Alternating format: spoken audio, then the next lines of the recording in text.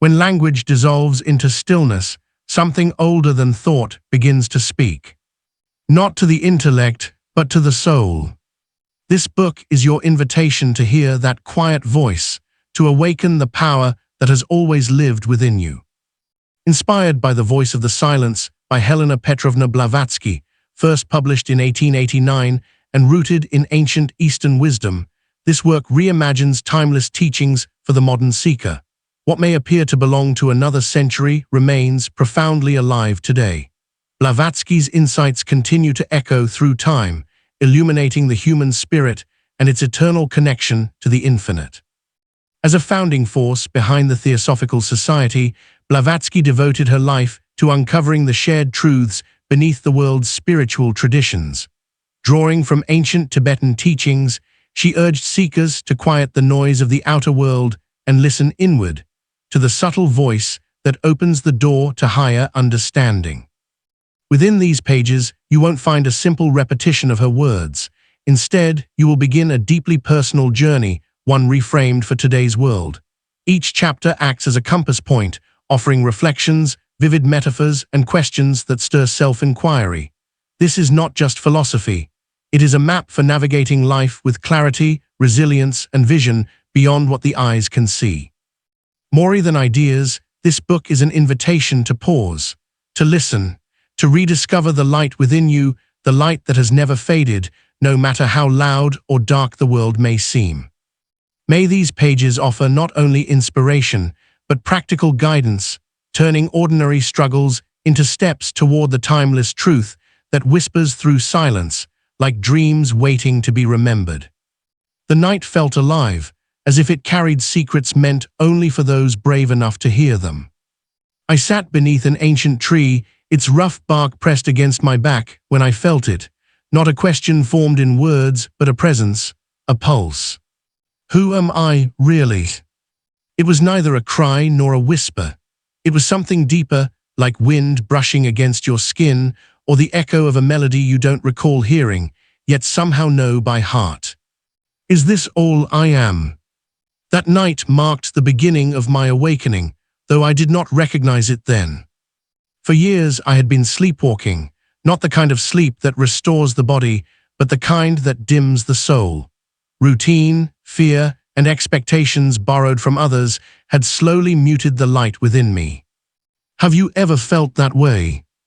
As though you were following a path you never chose, reading from a map someone else had drawn. In that moment of stillness, the noise of the world receded. Something ancient stirred inside me, a flicker, a remembrance of who I had been before I learned who I was supposed to be. Awakening is not a beginning. It is a return. When I was a child, my grandfather told me a story I never forgot. He spoke of a golden bird trapped inside a crystal cage. From within, the bird could see the sky, the mountains, clouds drifting like breath across the horizon, yet it never attempted to fly, afraid it would shatter the cage. One day, overwhelmed by longing, it began to sing. The song was so pure, so true, that the crystal dissolved. The bird soared free. "What was the cage?" I once asked him.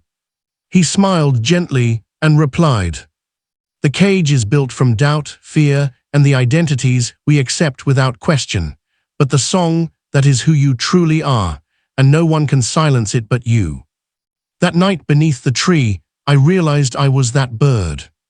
Every decision shaped by fear of judgment. Every dream traded for comfort.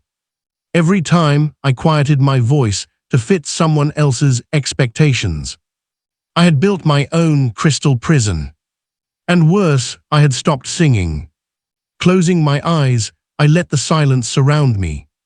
What is holding me back? At first, excuses rushed forward. No time, too many responsibilities, fear of failure. But when those voices faded, something deeper remained. Nothing was holding me back, except myself. So what was I waiting for? The soul does not awaken through force. It rises gently, like dawn spreading light across a dark horizon. It brings a quiet certainty that cannot be explained, only felt. A warmth that does not come from outside, but from within. It whispers, "You have always been more than you believed. You only need to remember." But remembering is not instant. It is a journey. It asks you to confront what you have avoided, the fears you buried, the truths you postponed. Yet in that confrontation lies freedom.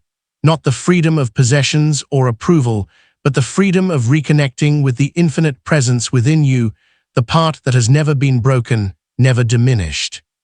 Under the stars that night, I made a promise.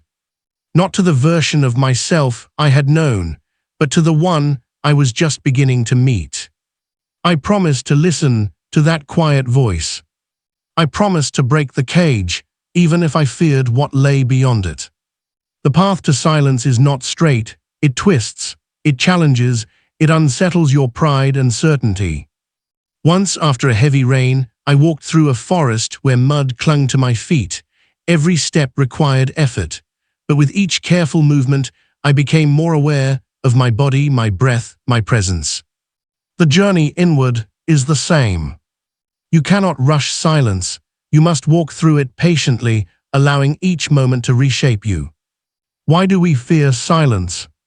Because it removes distraction, it strips away masks, it reveals what we are without ornament or excuse. And that can be terrifying. What if we don't like what we find? But silence does not judge. It does not accuse. It simply reveals. And in that revelation, transformation begins. I once heard of a monk who searched for enlightenment for years.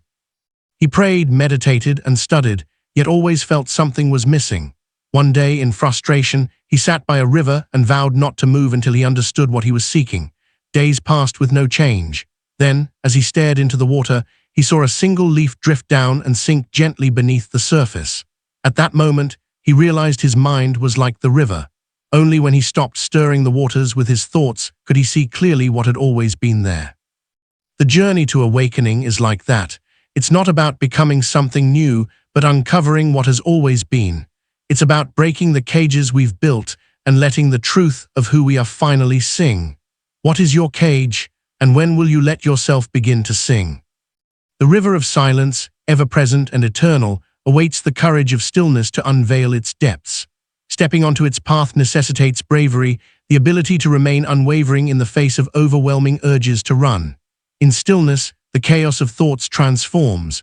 They no longer control, but drift like passing clouds, mere echoes of what once seemed unshakable. In this emptiness, something profound awakens, a connection to the eternal. While we cannot silence the world's noise, we can diminish its influence. True silence does not live outside us. It resides within, a sanctuary that exists in all moments. It is tranquility in the midst of chaos, untouched by the storms that surround it. But reaching this space is not easy. Impatience, discomfort, and doubt will try to pull you back. However, perseverance reveals that silence is not something to search for, but a constant presence. It is the core of your being, an eternal spark that requires no words to shine. The journey to silence mirrors passage through 3 sacred vestibules, each leading deeper into truth. These are not mere destinations, but thresholds of transformation. The first vestibule is ignorance, not an insult, but a mirror. It reflects the state in which we live by appearances, mistaking possessions, titles, and external validation for identity. It is comfortable, even seductive, because it demands nothing of us. Yet this comfort is a prison built on borrowed ideas and expectations. Only when a voice within begins to question, "Is this all I am?" does the path forward reveal itself. This questioning leads to the second vestibule, instruction. Here, the journey truly begins, not by gaining knowledge, but by dispelling illusions. To learn, one must first unlearn. This is not about seeking definitive answers, but about dismantling falsehoods. Each truth revealed feels less like a gain and more like a letting go. Instruction teaches us that everything is transient. What arises will also fade. Finally, the third vestibule is wisdom. This is not a place reached by effort or merit, but a state that finds you when you are ready. Wisdom is not about knowing, it is about being. It is the essence of experience, understanding that surpasses words. It is the light that remains when all else falls away. In the stillness of the third vestibule, one encounters the unstruck sound, the silence that speaks without vibration, a resonance arising from the deepest part of one's being. You cannot hear it with your ears, your soul must experience it. This is the soundless language of truth, the eternal hum of existence that whispers, "You are not separate from what you seek. You are the garden you long to enter." As you walk this path, ask yourself, where are you now? Are you still gazing at the garden's gates, standing in ignorance? Are you among the flowers, unraveling the lessons of instruction? Or have you glimpsed, even for a moment, the infinite stillness of wisdom? Whatever your answer, the river of silence flows within, waiting for your first step into its embrace. When they told me to listen to the silence for the first time, I became frustrated. "Listen," they said, "and the unstruck sound will reveal itself." But how do you hear something that has no form? For days I sat in quiet, straining to detect something, anything. Instead, I found only the chaotic noise of my own thoughts, roaring like a disorganized choir. Have you ever felt this? Have you ever experienced an internal clamor that persists despite the stillness around you? It was then I realized the problem wasn't in the silence, it was in me. My mind expected the unstruck sound to be like any other sound, something arising from outside to fill a void. But this sound is not external. It isn't about adding to the world around you, it's about stripping away what clutters within. It is not something you search for, but something you allow. One night in stillness, I gave up trying to understand. I stopped forcing and seeking. I simply let things be. That's when it happened. Not a sound in the way we know it, but a vibration, a subtle presence, as if the entire universe was breathing in harmony with me. This is the mystery of the unstruck sound. It is not something you hear, it is something that listens to you. It is the heartbeat of the cosmos, a silent call resonating in the deepest part of your being. It waits patiently for you to quiet your mind and open your heart. It reminds you that you are not separate from the universe. What you seek outside already lives within. The journey to find this connection is not always serene. It is a dance between light and shadow, between the truth of who you are and the fears you carry. At first, the path feels enchanted, as though the universe is revealing doors just for you. Signs guide your steps. You sense movement toward something greater. But then, the current shifts. What once flowed freely becomes turbulent. Clarity turns to doubt. Peace turns to storms. This is when you meet the destructor. It does not come as an external foe, but rises from within, a whisper of every unhealed wound, every hidden fear, every limiting belief you have clung to. Who are you to seek the infinite? It asks. You're not enough. This is a waste of time. The destructor is not your enemy. It is your mirror, reflecting everything you fear to face. It feeds on doubt, yet it exists not to destroy you, but to test you. Only by confronting it can you uncover your true self. The unstruck sound lives in the spaces we overlook, the pause between heartbeats, the stillness between breaths, the quiet beneath the noise. Like a lake stilled after a storm, it reveals the sky within you when the mind ceases its endless ripples. To hear it, you must be still. To feel it, you must let go. And in that surrender, you will discover it has always been there, eternal, waiting for you to remember. There was a night darker than most when I found myself adrift in a storm of my own making. I had been meditating, seeking that elusive stillness everyone spoke of.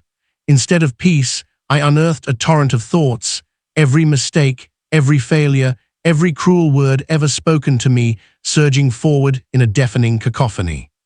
It was then I met the destructor. Not an external force, but a presence rising from within, dragging shadows from the depths of my mind. What's the point? It taunted. Why bother? In that suffocating darkness, a faint voice emerged, not loud, not commanding, but steady. Look at it, it urged. At first, I hesitated. How could I confront something so overwhelming? The destructor only holds power if you run from it.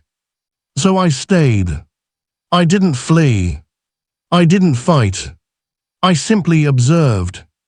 And everything changed. As I faced my fears, they began dissolving like fog beneath morning light. Beneath them, I found something unexpected. The destructor was not my enemy, but a fragment of me clinging desperately to the identity I had built. It wasn't trying to destroy me. It was afraid of transformation. It was my ego resisting the unknown. In that realization, my perspective shifted. The distractor isn't there to halt your progress, but to catalyze growth. Without its fire, there can be no purification. Just as gold must endure heat to become pure, the soul must pass through trials to evolve. Each time the distractor appears, it offers a choice: retreat or advance. And though the path forward feels daunting, it is the only way to freedom. There is an ancient teaching about walking through fire without being burned. That fire is the distractor, the crucible where illusions are burned away, leaving only what is real. But here is the secret. You do not defeat the distractor. You understand it.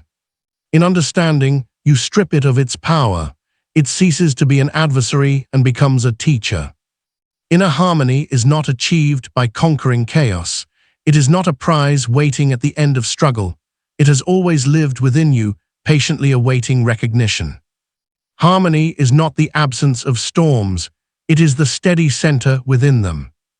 And sometimes it reveals itself not through grand revelation, but through an ordinary pause, a moment when you finally stop long enough to feel your own heartbeat and remember.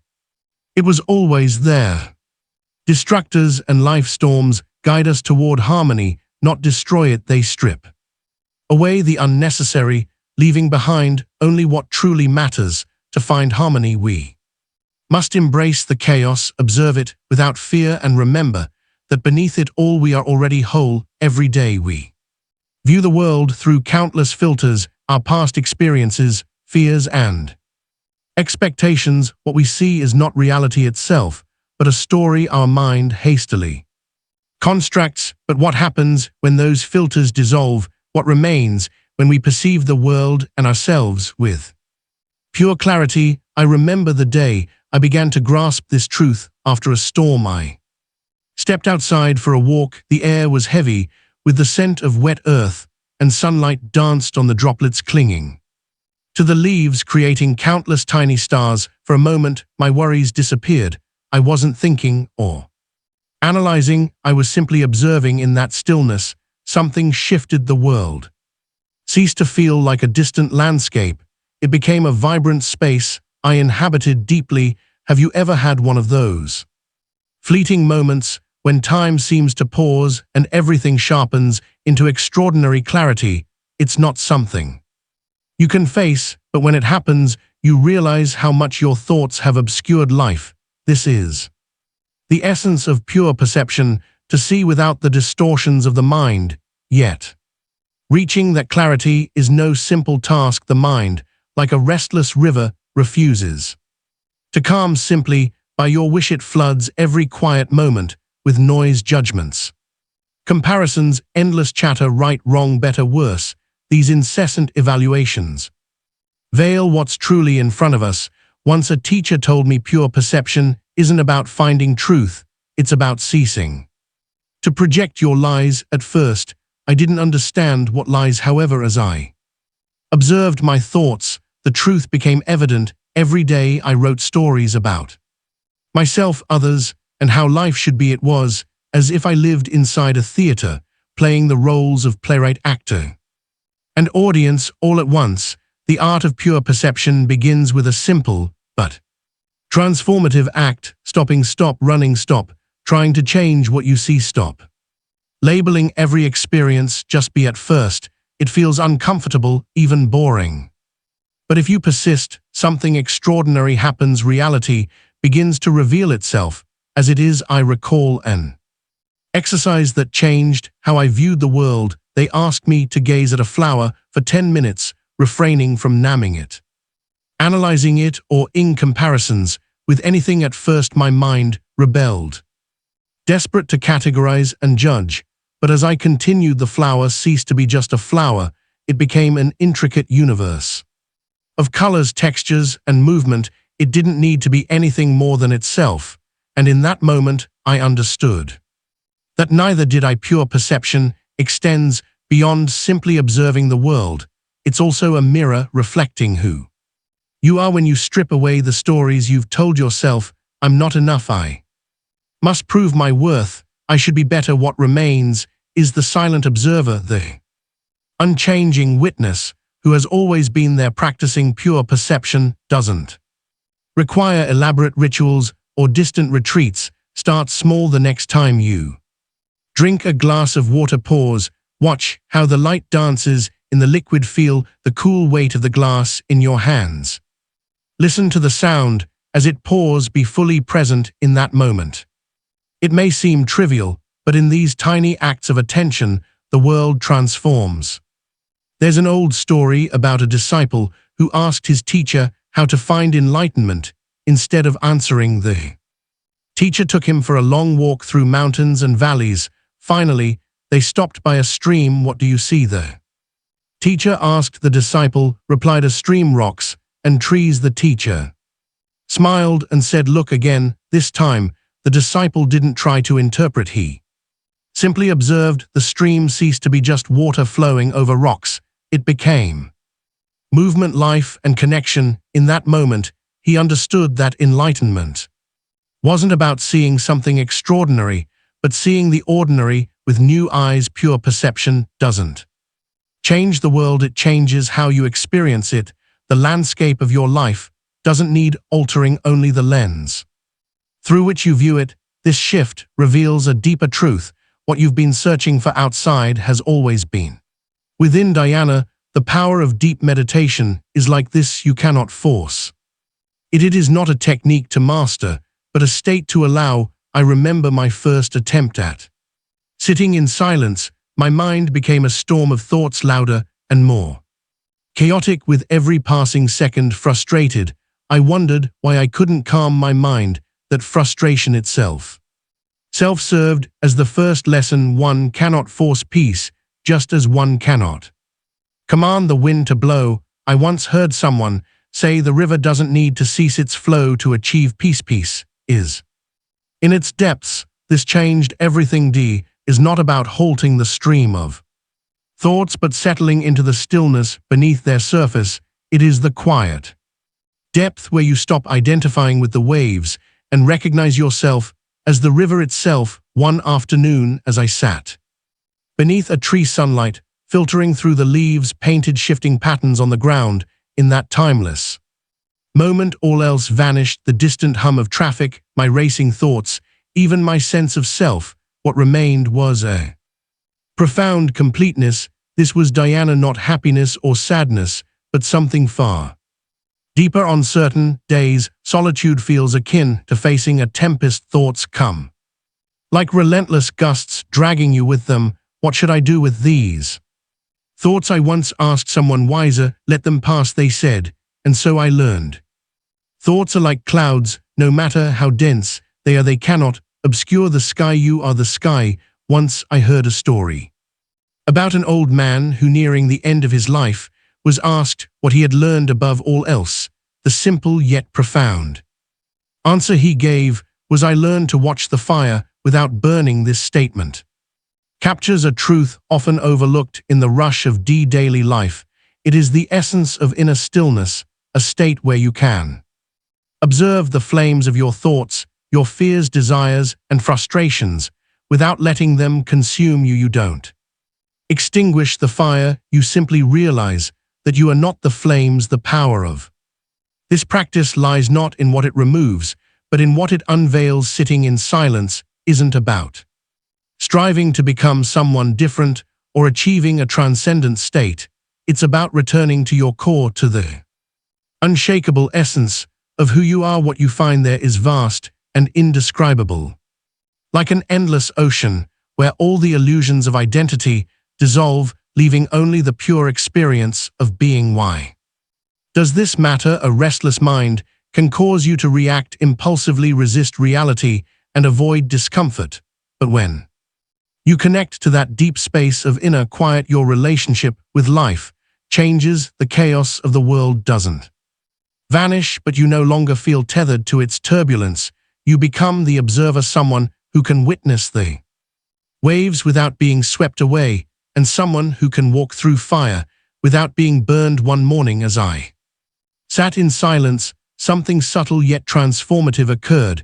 It wasn't a grand revelation or an extraordinary vision, it was simply a deep connection to the life around me, the rustling of leaves, the cool breeze, even the distant hum of the city. These things which once seemed like distractions became part of me, and I in turn became part of them. In that quiet moment, I realized something profound. The universe isn't separate from us, it's within us. This understanding extends beyond brief periods of meditation.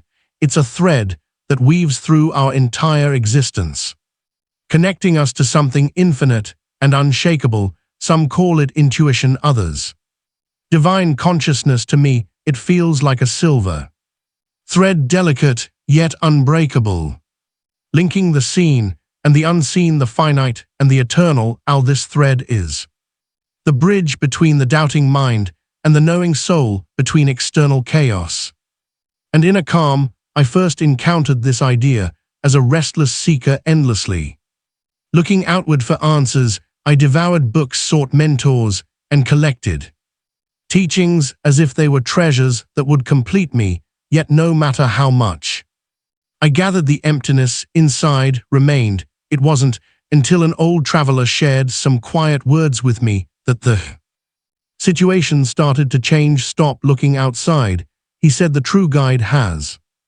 always been within you. At first, I dismissed his words. How could I trust an inner voice when my mind was filled with doubts and contradictions? Sensing my hesitation, he added, the silver thread never breaks, but you can only feel it in silence. That phrase stayed with me, nudging me toward an inward journey. I began to watch my thoughts and emotions as if they were reflections in a mirror. I noticed how the harder I tried to control everything, the more disconnected I felt from this inner thread. However, when I relinquished control and allowed life to unfold, it remained gently guiding me like a gentle whisper. The silver thread isn't something you can see or touch, it's an experience, a quiet knowing that there is something within you that has always understood the way forward, even when you feel lost. It serves as a gentle reminder to persist, even when the path ahead appears uncertain. It's the calm reassurance that no matter how fierce the storm, it will pass. This inner guide doesn't shout or demand, it waits patiently like a friend at the threshold, knowing that one day you'll open the door, but to hear it you must quiet the noise of the world and of your own restless mind. I remember walking through an autumn forest, golden leaves swirling in the air, the ground crisp beneath my steps. In that moment I felt an overwhelming clarity, as though everything around me was alive and connected to something vast and unnameable. I wasn't walking alone, something within me, something that had always been there, was walking too. That was the moment I understood that the guide we seek isn't external, it's a memory waiting to surface, a truth that has always been part of us. It isn't bound by time or place, it exists in every moment we allow ourselves to be fully present without masks or pretenses. It's the part of you that has always been awake, patiently waiting for you to awaken too. When people ask how to find this silver thread, I tell them this: you don't find it because it's never been lost. All you need to do is stop running, stop searching, just be still and listen, not with your ears, but with your heart. Look at your life, your joys, your sorrows, your triumphs, and your struggles. Observe how each experience has woven a perfect path, guided by this guiding thread. Even in your darkest moments, when you felt most alone, this thread was there, connecting you to your deepest truth. This inner guide doesn't offer straightforward answers or promise a smooth path, but it reminds you of your strength, showing you that every step, no matter how uncertain, is part of a greater journey. It's the quiet beacon in the fog, not illuminating the entire road, but offering just enough Light for the next step, there is an ancient story about a traveler who sought wisdom in the mountains. After a long and arduous journey, he reached the summit and found a solitary cabin inside.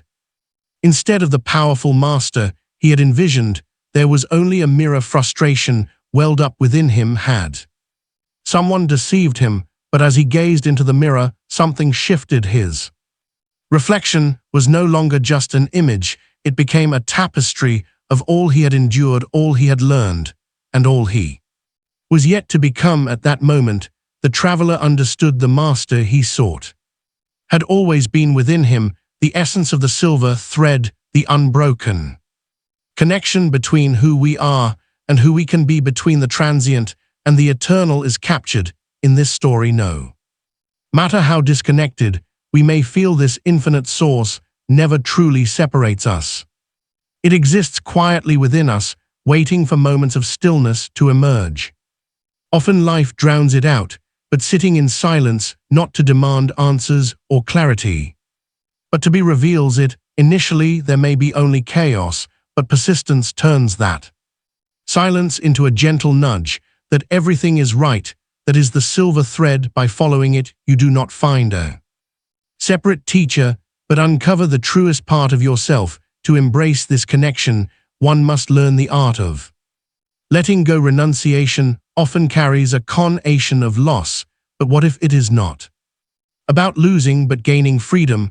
What if surrendering what weighs us down allows space for something far greater to enter?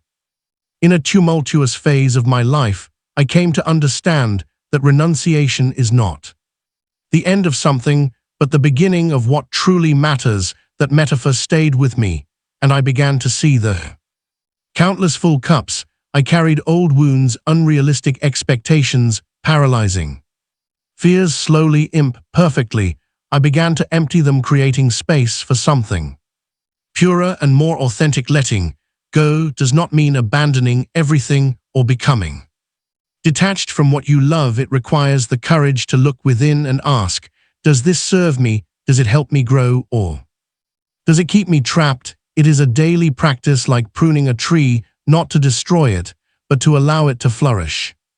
One afternoon, as I walked along the shore, I watched the waves retreat and return with effortless rhythm. The tide never clings to the water, it releases it, simply flows. At that moment, I understood that nature itself is designed to let go. Trees shed their leaves in autumn, flowers release their petals, and rivers do not grasp the stones in their path. If nature can surrender without resistance, why do we struggle so much? Renunciation is not about losing something, but allowing what has always been essential to emerge. When people ask me how to know when it is time to let go, I offer this: when the weight of holding on outweighs the love of carrying it, perhaps you should release anything that makes you feel smaller, confined, or disconnected from yourself.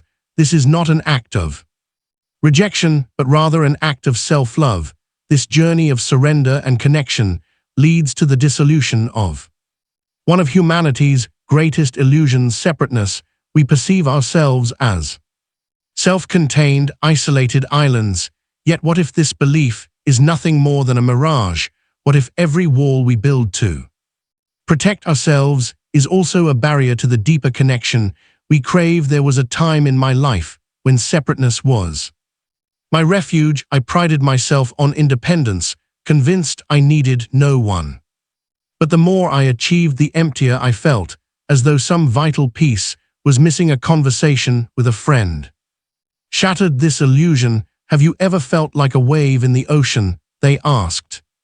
At first, I didn't understand. They explained, waves appear individual, but they are never separate from the sea. They are the sea moving in different forms. You too are like that. You believe you are alone, but you are always part of something greater. That metaphor unraveled the false walls I had built. I began to see how separateness had shaped my life, turning achievements into hollow victories and relationships into guarded exchanges. The ego, which promises individuality, becomes a cage when it dominates. True freedom comes not from destroying the ego, but from seeing it for what it is, a tool, not a master once.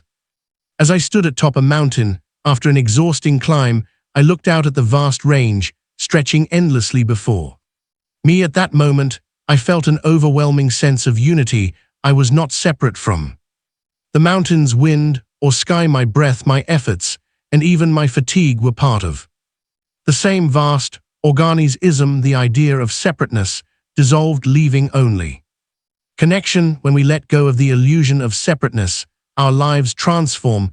We move from competition to collaboration, from judgment to understanding, from guarding ourselves to opening up. We realize that every thought, word, and action ripples outward, shaping the world far beyond our perception. And in this awareness, we return to the silver thread, the inner master, and the infinite truth that we were never truly alone. There is an ancient story of a monk who, during deep meditation, glimpsed a vision, a boundless fabric woven from threads of light. Every movement at one point sent ripples through the entire structure, connecting each thread to another. When his meditation ended, the monk said, "Now, I understand there are no others. Every wound I inflict is a wound upon myself. Every act of love heals the world. This fabric of light is real, even if unseen. Each of us is a thread, and every interaction we have either strengthens or weakens the weave. We are blinded to this truth by the illusion of separateness, leading us to believe that we are isolated, disconnected, and alone. Yet this belief is nothing but a mirage. The connection persists, perpetually awaiting recognition. When life feels heavy or lonely, pause to see how everything you do and are is connected. There is no need for grand gestures. Sometimes the smallest acts, a word of kindness, a moment of gratitude, are the ones that resonate most deeply. In those moments, the ego softens and the truth emerges. Independence is not freedom. True freedom lies in recognizing that interdependence is the essence of life. This realization transforms the world. Strangers become mirrors, reflecting pieces of yourself, and the world ceases to be a battleground, becoming instead a home. You no longer feel isolated, but held by an invisible current that has always been there, like a wave that never stops. Being part of the ocean, you begin to see that you've never been separate from the whole. On the spiritual path, there comes a moment when you face a crossroads, a fork in the road where two paths seem to offer entirely different promises. One, wide and golden, seems to lead to personal peace, the fulfillment of your deepest desires, and the culmination of all your efforts. The other is narrow, shadowed, and uncertain, beckoning you toward sacrifice and service without any guarantee of reward. This is the moment of the two paths, and choosing between them is no simple task. The first time I encountered this crossroads, I did not realize what it meant. I had spent years searching for answers, striving to understand myself and the world. I believed my spiritual journey was about attaining personal enlightenment, a state of perfect peace and transcendence. Yet just as I thought I was nearing this goal, a deeper question arose within me. Why do you seek this? Is it for yourself or for something greater? This question halted me abruptly. I had always thought of my journey as deeply personal, a solitary pursuit of my own growth, but now, standing at this crossroads, I began to see another possibility to take what I had learned, what I had gained, and use it for the benefit of others. This realization wasn't comforting, it was terrifying. It meant letting go of my vision of a serene and perfect destination. It meant stepping onto the more difficult path. I wondered why I couldn't walk both paths, why not seek inner peace while also serving others. At some point, one path must take precedence. The first path invites you to rest in your spiritual achievements, while the second asks you to rise again and carry the burdens of the world. The first path is not wrong. It is natural to seek peace and refuge for the soul, but it carries a hidden danger. The temptation to stop, to settle, to believe that your journey ends with you. The second route is distinct. It is the way of kindness, of service, of deciding to face the suffering of the world and declare, I am here to help. The path is not simple. It necessitates consistent work and a readiness to accept the unpredictability of changing things. It makes me think of a story about a sage who heard the laments of people who were still suffering behind him. After entering the gates of eternal heaven, he chose to mentor others instead of entering bliss, forgoing his own freedom in the interest of the greater good. The Bodhisattva, the one who chose to return to the chaos and be a light, follows that road. I was challenged by this narrative that kept coming back to me. What would I do in the situation? Even today, what route am I on? Although it might not seem like it, we all have to deal with this juncture in our lives. We make many tiny decisions every day, deciding whether to behave only for our own gain or to think about the effects of our actions on others. I realized during a brief meditation session that these two routes are not as distinct as they first appear to be. There are several stages to the voyage. You cannot give what you do not have, so you must first discover your own truth, and serenity, what you will do with that serenity, however, is the real question, not if you can sleep in it. The crossroads is not a destination, rather it is a call to broaden your purpose and let your own development spill out into other people's lives. In the end, it does not matter which path you choose first, because both lead to the same realization. We are not separate. To help others is to help yourself too.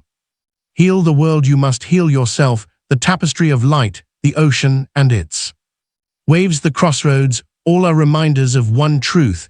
We are part of something infinitely greater, and in that connection we find the heart of who we are. The first time I heard about the doctrine of the heart, I imagined it as an esoteric teaching, something reserved for the spiritually advanced or hidden in ancient manuscripts, but it wasn't in a temple or a sacred book that I encountered its essence. Instead, it emerged in the simplest of moments, so ordinary that I almost overlooked it. I was sitting in a park watching a small child struggle to lift a toy that was too heavy for his tiny hands. His efforts were futile, yet before I could step in, another child, slightly older, abandoned his own game and helped him without hesitation. It wasn't a grand gesture, just a pure and instinctive act of kindness. That fleeting moment revealed something profound. The doctrine of the heart is remembered, not learned. It is the quiet voice within us that knows life is not about acquiring or conquering, but about connecting, sharing, and being present for others. The doctrine of the heart transcends logic. Unlike the doctrine of the eye, which relies on what is tangible and measurable, the heart's wisdom sees beyond appearances. The eye categorizes and divides, teaching us to perceive the world as separate fragments. The heart, however, invites us to see with the soul, to recognize the unity behind the multiplicity. It isn't about denying reality, but about perceiving the essence that lies within it, a truth that words cannot express, but the heart intuitively understands. For years, I struggled to reconcile the heart's call with the world's demands. How could I live guided by the heart amidst the noise and pressures of daily life? The answer didn't come as a grand revelation, but through small, unremarkable moments. Listening to someone who needed to be heard, forgiving when my pride urged revenge, or offering a smile to a passing stranger. These acts, though simple, resonated with a depth I couldn't ignore. They reminded me that the heart doesn't speak in words, it communicates through feelings, quiet certainties that cut through doubt and hesitation. There's an old story of a disciple who asked his master the difference between the doctrine of the eye and the doctrine of the heart. Instead of answering, the master led him to a still lake and asked him to describe his reflection. The disciples spoke of his features, his eyes, his mouth, his hair. The master then stirred the water, distorting the reflection, and asked, "Now, who are you?" The disciple was silent, unable to respond. The master touched his chest and said, "When you stop Seeing yourself through the eye and begin to feel yourself through the heart, you will know the heart doesn't seek validation or recognition, competition or self-improvement do not drive it. Simply is a spark of connection that unites your being with the world around you. Practicing this doctrine doesn't require monumental gestures. You can find it in the quiet moments when you listen beyond words, see others as reflections of yourself, and forgive not because it's easy, but because it liberates it. Trusting the inner whisper that guides you toward what is right, even when your mind doesn't understand the heart's journey is not always straightforward. It doesn't guarantee simple travel or quick riches, but it does provide something far more significant, a meaningful life. It demonstrates that the real legacy we leave is determined by the times we decide to act out of love and connection rather than by our accomplishments or material belongings. Every action taken from the heart has an impact on other people's lives in ways we may never completely understand or observe. We will undoubtedly encounter internal obstacles, the invisible walls that exist inside of us as we travel this route. These challenges are small but powerful, influencing our path in ways that often seem insurmountable. Often fear comes first. It encourages us to remain familiar and whisper about safety. However, fear becomes less powerful the instant we confront it and move forth in spite of it. As we pass through it, it turns into a shadow that disappears. Pride can sometimes act as a clever barrier by disguising itself as confidence. We are tempted to think that we have reached the end of our learning curve. However, pride separates us from the humility that enables us to develop. The higher we go, the more important it is to stay grounded and keep in mind that service, not comparison, is what truly defines greatness. Doubt is another constant companion. It questions our worth, our purpose, and our direction. But doubt, like fear, can be a teacher walking through. It strengthens our resolve, revealing truths that only perseverance can uncover. And then there's desire, not the simple wish for basic needs, but the insatiable longing for something external to complete us. It distracts us from the deeper fulfillment that lies within. The doctrine of the heart doesn't eliminate these challenges. It transforms how we approach them. It teaches us that the obstacles are not walls to block us, but doors to growth. They lead us back to ourselves, back to the quiet truth that the heart has always known, that our greatest strength lies in connection, in love, in the profound understanding that we are never truly separate in the end. The doctrine of the heart is a way of being that transcends the limitations of the mind. It is the realization that in every act of love, in every moment of connection, we remember who we truly are, not isolated fragments but integral parts of a boundless whole. Dreams, ambitions, and the fleeting highs of success shape your life. For years I chased goals I thought would bring me happiness, validation, recognition, and the intoxicating sense of winning. But the more I achieved, the emptier I felt. The truth revealed itself in a whisper that became impossible to ignore. Desire, no matter how fulfilled, never truly satisfies, because it searches for something external that can only be found within. Letting go of desire doesn't mean abandoning your dreams. It means refusing to let them define your worth. It's a surrender, not of hope, but of the weight of dependency. We all carry anchors from the past, relationships, expectations, and outdated beliefs that no longer serve us. They tether us to old versions of ourselves. I learned this when I had to leave behind a life that no longer resonated with who I was becoming. It felt like breaking apart, but in that breaking, I found freedom. Letting go wasn't a loss, rather, it marked the creation of space for what was truly important. Change is inevitable, yet we resist it as though holding on to the familiar could protect us from pain. Resistance arrives as the voice of doubt. You're not ready, maybe later, but life doesn't wait for you to feel prepared. Change moves like an ocean, wave it will either crush you or teach you to rise and ride its current.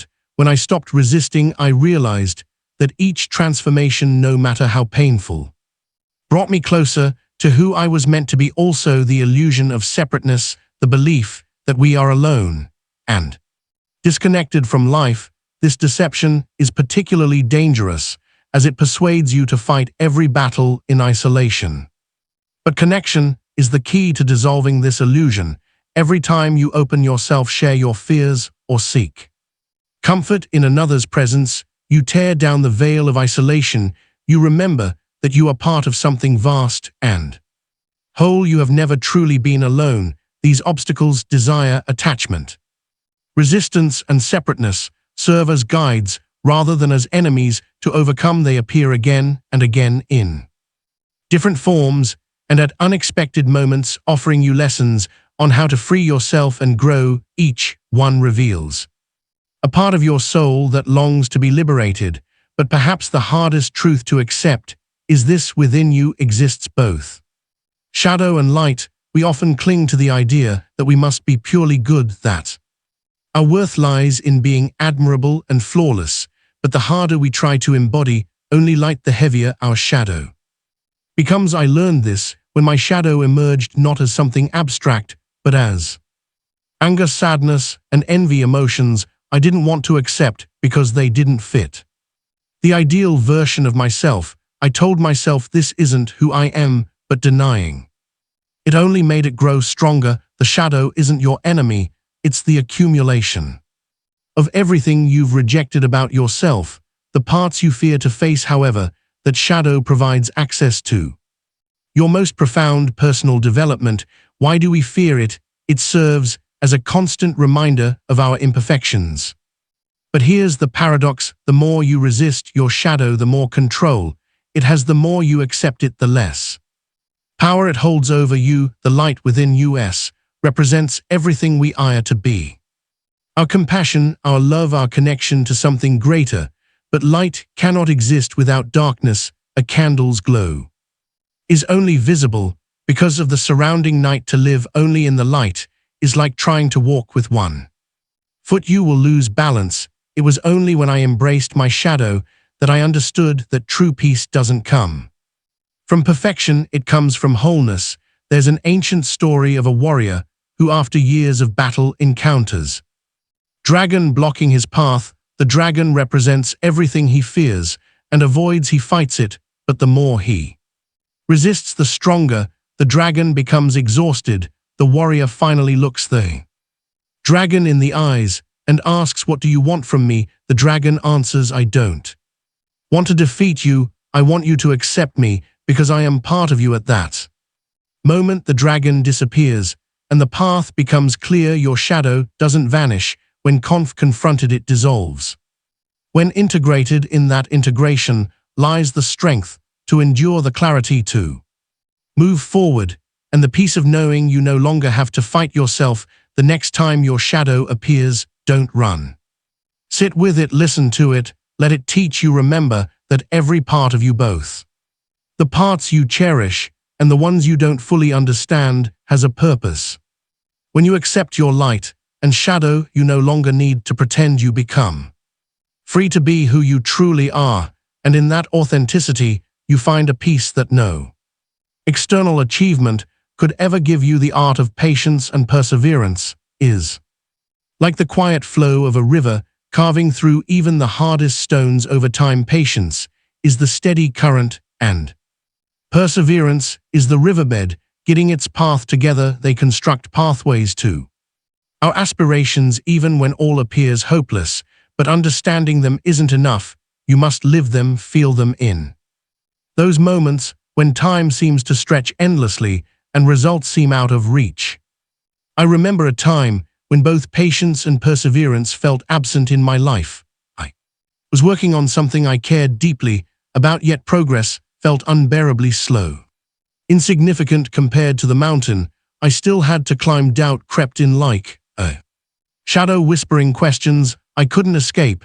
Is this worth it? Why keep going when the outcome feels so distant? One afternoon, as I walked a mountain trail, I came across an old man Sitting beneath a tree, carving a piece of wood, his hands worn by time moved. With a slow but remarkable precision, each tap of the chisel seemed tiny, but as I watched, the shape began to emerge.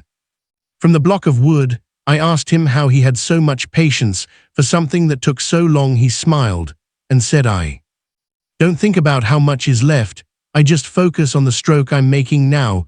That straightforward response sparked an idea in my mind. Maybe the problem wasn't how long it took, maybe it was my obsession with controlling the results. What if instead of rushing toward the end, I could learn to appreciate the journey itself? Patience, I realized, isn't resignation, it's trust, it's the art of letting things unfold without forcing them but without abandoning them. Either it's like tending to a tree, you can't make it grow faster, but you can water it. Make sure it gets sunlight and nurture it with care. Perseverance, on the other hand, is the quiet return to that tree. Each day, even when it looks like nothing is changing, perseverance is a silent act of faith rooted in the belief that time will yield results even if they are not yet visible. I stopped measuring my progress by visible outcomes and began valuing every small step. I realized that even if the tree didn't bloom overnight, each drop of water was an act of love, a reminder of my purpose. Yet patience doesn't mean the absence of doubt or frustration. There will be moments when the river seems to stagnate, when the weight of perseverance feels unbearable. It's tempting then to compare your journey to others, to believe that they're moving faster, facing fewer obstacles, but comparison is the enemy of patience. It robs you of peace and blinds you to the beauty of your own path. Once I read about the bamboo tree and it shifted my perspective. Bamboo spends years growing unseen, strengthening its roots underground before a single sprout emerges. When it finally breaks through the surface, it can grow up to 30 m in just a few weeks. What looks like years of stillness is actually a time of preparation, of unseen growth, of building the foundation for something remarkable. You don't waste the time you spend without visible results. It's the foundation for your greatest growth. Patience and perseverance are difficult to master because we live in a world that glorifies speed, instant gratification, and immediate success, but anything worth building a meaningful life, a profound transformation, takes time, not just time spent waiting, but time spent learning, working, falling, and rising again. Perseverance can resemble stubbornness, akin to moving forward even when you can't see the end of the path, but each step, no matter how small, is a declaration of faith, a commitment to your purpose, and in that walk you discover that the true reward isn't reaching the goal, it's who you become as you pursue it. Upon completing the project that challenged my patience, I didn't experience the overwhelming joy I had anticipated. Instead, I felt a quiet, steady gratitude for every obstacle I had faced, for every moment when I almost gave up, but didn't. The most valuable thing I gained wasn't the result, it was the inner strength I had cultivated along the way. If you feel stuck today, if the path seems endless and your strength is waning, remember this: patience isn't passive, it's an act of courage. Perseverance isn't a struggle, it's a vow to yourself, a promise not to abandon what you love, even when it feels difficult. The river never stops flowing, even when it moves slowly. Each strike of the old man's chisel seemed small, but together they revealed a masterpiece. Every invisible step you take today brings you closer to who you're meant to be. Trust the time, trust your effort, and remember that, like the bamboo, the most extraordinary things often take the longest to appear, but when they do, they can change everything. The path to self-discovery is not a straight road, but a journey filled with thresholds, each one demanding something different from us. One of the most profound is the portal of honesty. Here, there is no room for masks or excuses. You must look at yourself with unwavering clarity, confronting the shadows you've ignored for too long. When I crossed this portal, I was met with insecurities, fears, and ego-driven stories I had clung to. For years it was overwhelming, but I learned that only by accepting every part of myself could I begin to transform. Honesty is not an act of judgment, it is an act of love. Then came the portal of forgiveness, an invitation to release the weight of resentment, both toward others and toward oneself. We often speak of forgiving others, but sometimes the hardest person to forgive is the one staring back in the mirror. I remember a night when, after years of guilt over a past mistake, I whispered to myself, "You did the best you could at that moment. It's time to let it go." The invisible burden lifted, and the portal opened. Forgiveness is not about erasing the past, it's about freeing yourself to move forward. The portal of compassion teaches that the journey is not solely for you. What you heal, learn, and discover is meant to be shared. Compassion reveals the truth that we are not separate. The pain of another is also yours. The transformation reaches its deepest form when you bring others along with you, when your light doesn't just illuminate your path, but becomes a beacon for those still finding their way. The portal of surrender was perhaps the most difficult for me. It was not about giving up, but about releasing control and trusting the flow of life. For so long I believed that if I didn't grip every part of my journey tightly, everything would fall apart.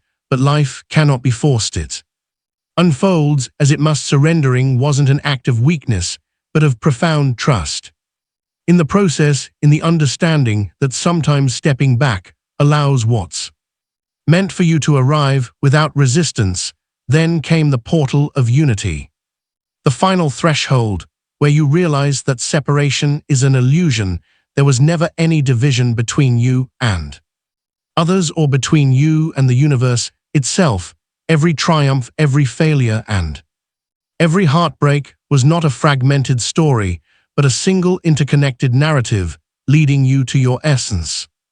Crossing this portal wasn't about discovering something external. It was about rediscovering the part of myself that had always been connected to everything that exists. This journey through the 7 portals is not a one-time achievement. It's a path you walk repeatedly, sometimes advancing, sometimes retreating. Some thresholds you will cross with ease, while others will take years of internal work. Each one offers a chance to grow, heal, and remember who you truly are. If you stand before one of these portals today, do not fear it. Each portal carries a gift, lesson awaiting discovery. You are not alone on this path. Those who came before you had the same fears and doubts, and those who will come after you will walk similar roads, guided by the same eternal questions. The portals are not barriers meant to stop you. They are invitations to dive deeper, to shed what you are not, and to remember who you've always been. Crossing them will not make you someone new. It will make you more fully yourself, more authentic, more free. Through all of this, there is a profound truth within you. Light and shadow coexist. For years, I believed that only light mattered. I pushed myself to be good, to be admired, to be worthy of praise. Yet the harder I tried to shine, the heavier my shadow became. It was as though by ignoring it, I had given it more power. When my shadow finally emerged, it wasn't abstract. It was anger, doubt, and envy. I denied it, convinced it wasn't me, but denial only strengthened it. The shadow isn't an enemy to defeat. It is a part of you waiting to be acknowledged, understood, and integrated.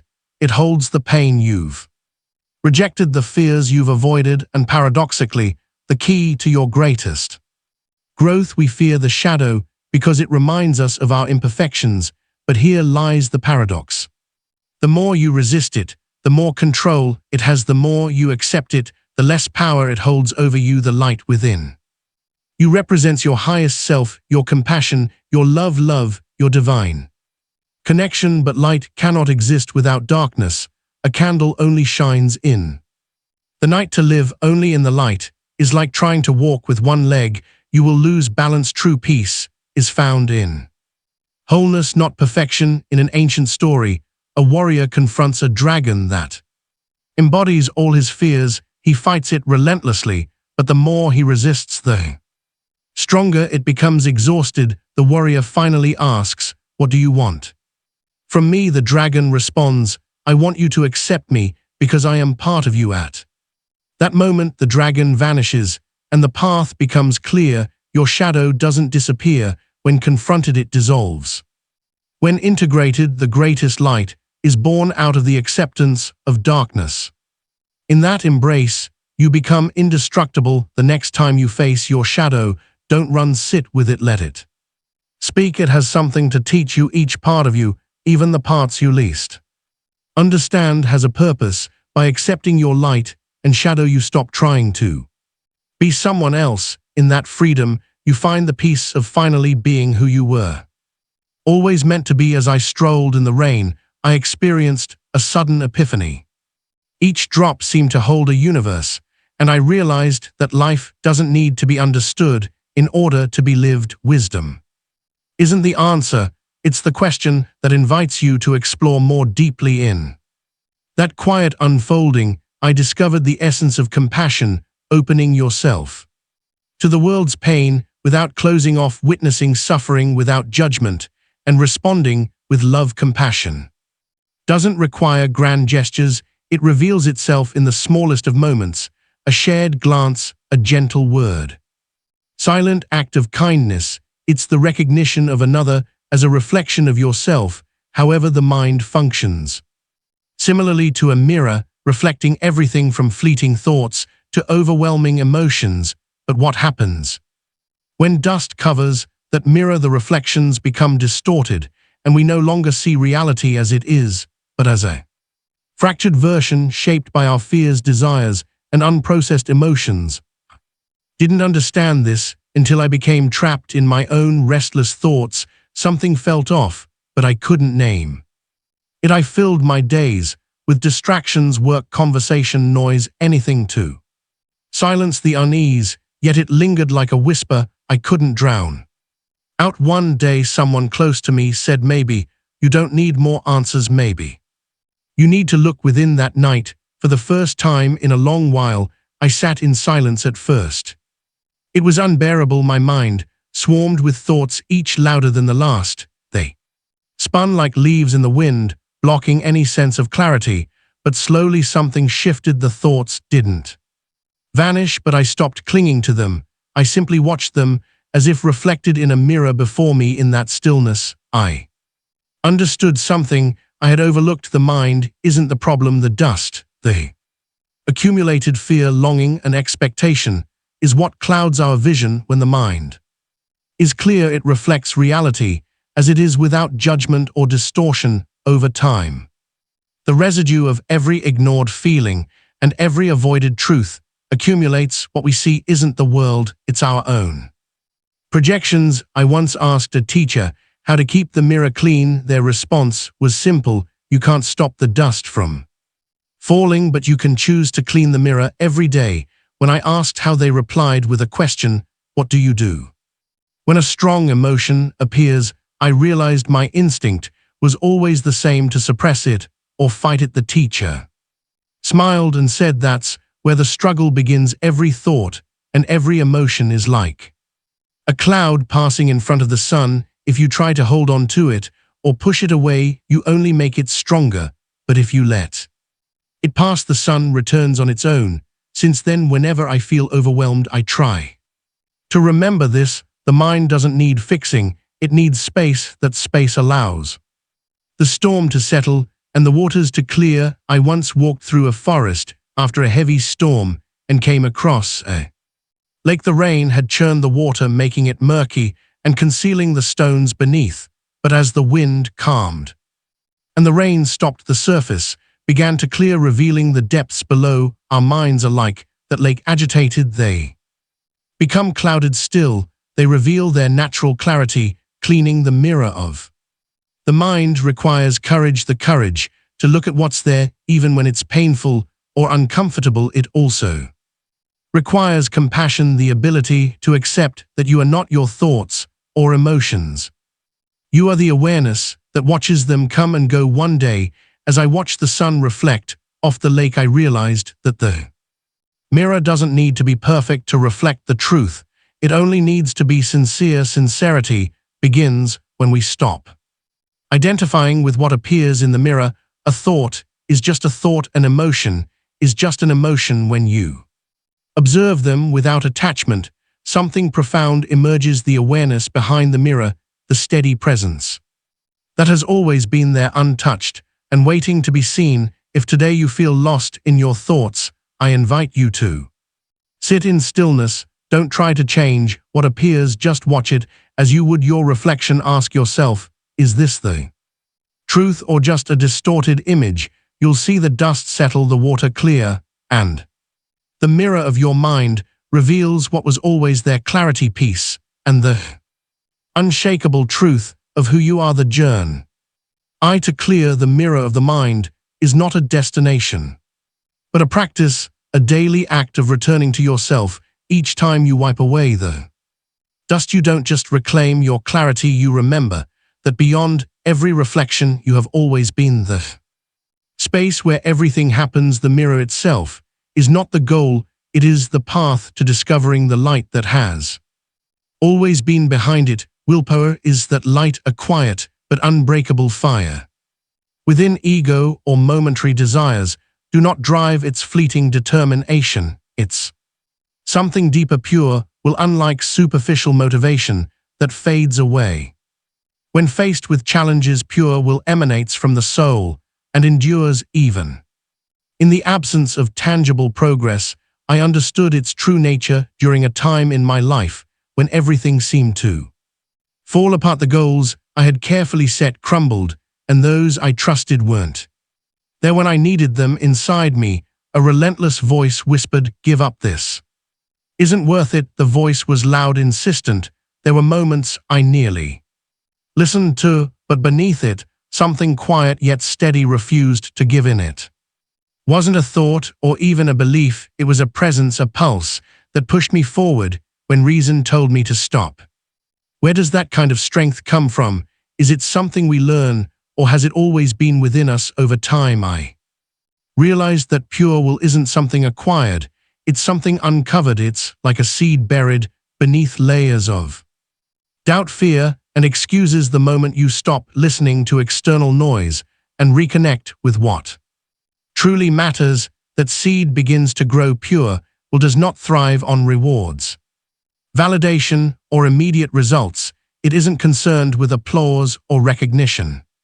It moves you forward because you know deep down that the next step is necessary, not because the path is easy. It's like walking in the dark, trusting that the way will reveal itself with each step you take. Once, while hiking up a steep mountain trail, I experienced this truth firsthand. The day had started with excitement, but the incline was more challenging than I had anticipated. Each step felt heavier than the last. My thoughts began to spiral. Why keep going? What's the point? But then something shifted. There was no grand epiphany, just a whisper within that said one more step. Then came another step, and another. I finally reached the summit. I realized the view wasn't what I had been chasing. The true reward was discovering my own capacity to move forward when everything in me said I couldn't. Pure will is like an underground river, hidden from sight, but powerful enough to shape everything in its path. When you connect with it, you don't need to announce your strength to the world. True strength is silent, resilient, and rooted in a quiet promise you make to yourself. But accessing that strength requires clarity. We often mistake superficial desires for genuine purposes. We chase things convinced they will bring us happiness or approval, but pure will responds only to what is real, to what the soul knows matters. A teacher once instructed his students to walk a long path while holding a candle that they could only protect with their hands. The wind was strong, and many allowed their flames to be extinguished. Some gave up, calling the task impossible, but one student reached the end with their candles still lit. When asked how, they simply said, I never stopped walking, and I never looked away from the flame. This is the essence of pure will, maintaining a steady focus on what truly matters. regardless of the intensity of doubt and difficulty, but pure will doesn't demand that you push yourself to the point of breaking. It thrives on balance, on knowing when to move forward and when to rest. Is like breathing, there is a time to inhale and a time to exhale. Pure will doesn't ask you to destroy yourself in pursuit of your path. It asks you to find a rhythm that sustains you step by step. If life feels unbearably heavy today, if the road seems too long, pause for a moment. Don't listen to the voices in your mind telling you that you're too weak, that it's pointless. Instead, listen more deeply to the silence beneath the noise. There you will find the spark you had forgotten. It has always been there, waiting for you to remember. When you act from pure will, something extraordinary happens. The obstacles no longer define your path. You stop measuring your success by the outcome and begin to value it by your unwavering commitment to keep moving forward. You realize that true strength isn't in being the first to arrive or in achieving perfection. It's in staying true to yourself step after step, moment after moment. There is no need to shout your resilience at the world. The strongest light doesn't announce itself, it simply shines. I remember a moment when I stood facing a paradox. I was trying to help someone who was going through a difficult time, but my own life felt like it was falling apart. I felt completely depleted, and it seemed unjust to continue providing assistance when I was exhausted. As I sat in quiet reflection, I thought of the Bodhisattva, the being who chooses to stay in the world, to serve despite their own struggles. It hit me with unexpected clarity. To give does not mean to forget yourself. In helping another, you can also find yourself in service.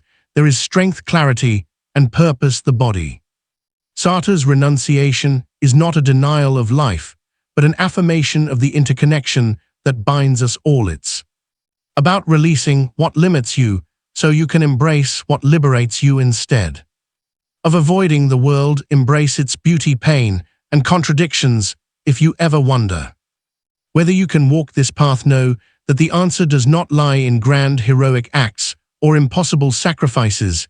It lies in the small moments when you choose love over fear, connection over isolation, and compassion over judgment. Each time you make that choice, no matter how small, you are practicing the way of the Bodhisattva. The path is not easy, but it is deeply transformative. It teaches you that stepping into the world with an open heart, rather than withdrawing from it, leads to true freedom. By letting go of who you thought you needed to be, you discover who you truly are, not a separate, isolated being, but a unique expression of an infinite whole.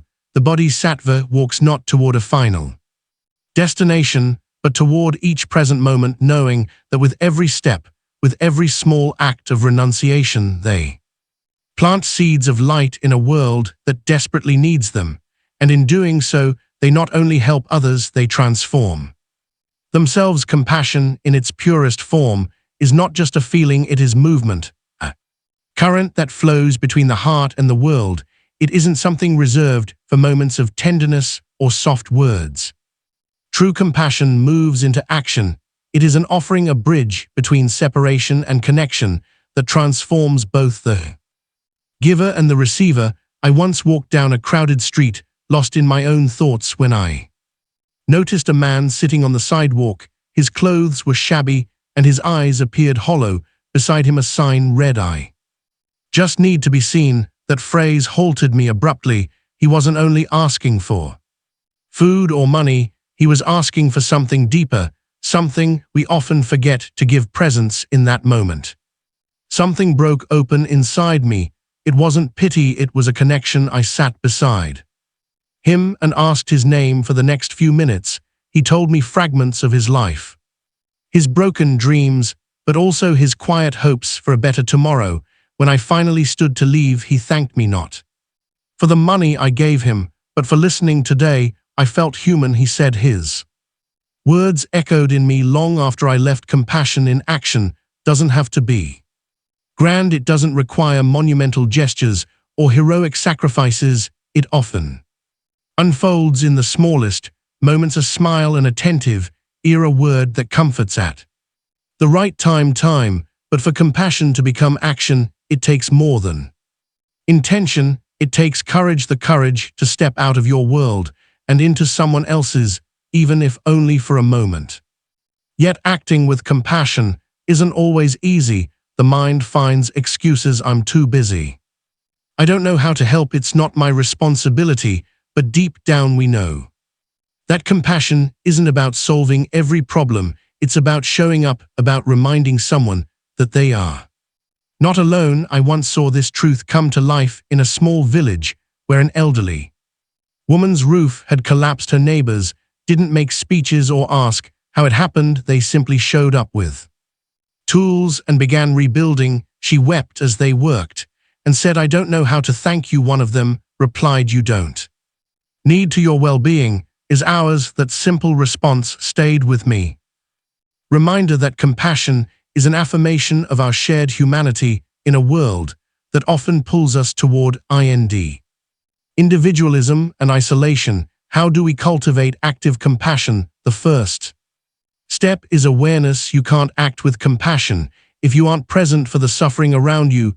This doesn't mean carrying the weight of the world's problems. It means opening your eyes and your heart to what's unfolding right in front of you. The second step is humility. Sometimes we don't act because we think our small gestures won't matter, but compassion isn't measured by magnitude, it's measured by intention.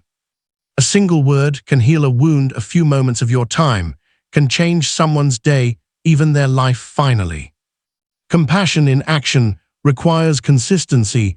One act of kindness isn't enough, it's a daily practice. Commitment reinforced with every opportunity to listen, to help, to be present. There's an old story of a man who carried 2 clay pitchers of water up a long steep path. Each day one of the pitchers had a crack, and every day it leaked water. The cracked pitcher felt ashamed of its flaw, but the man said, "Haven't you noticed the flowers along the path? I planted them where your water drips. Thanks to you, the way is full of life." Compassion doesn't have to be perfect to be meaningful.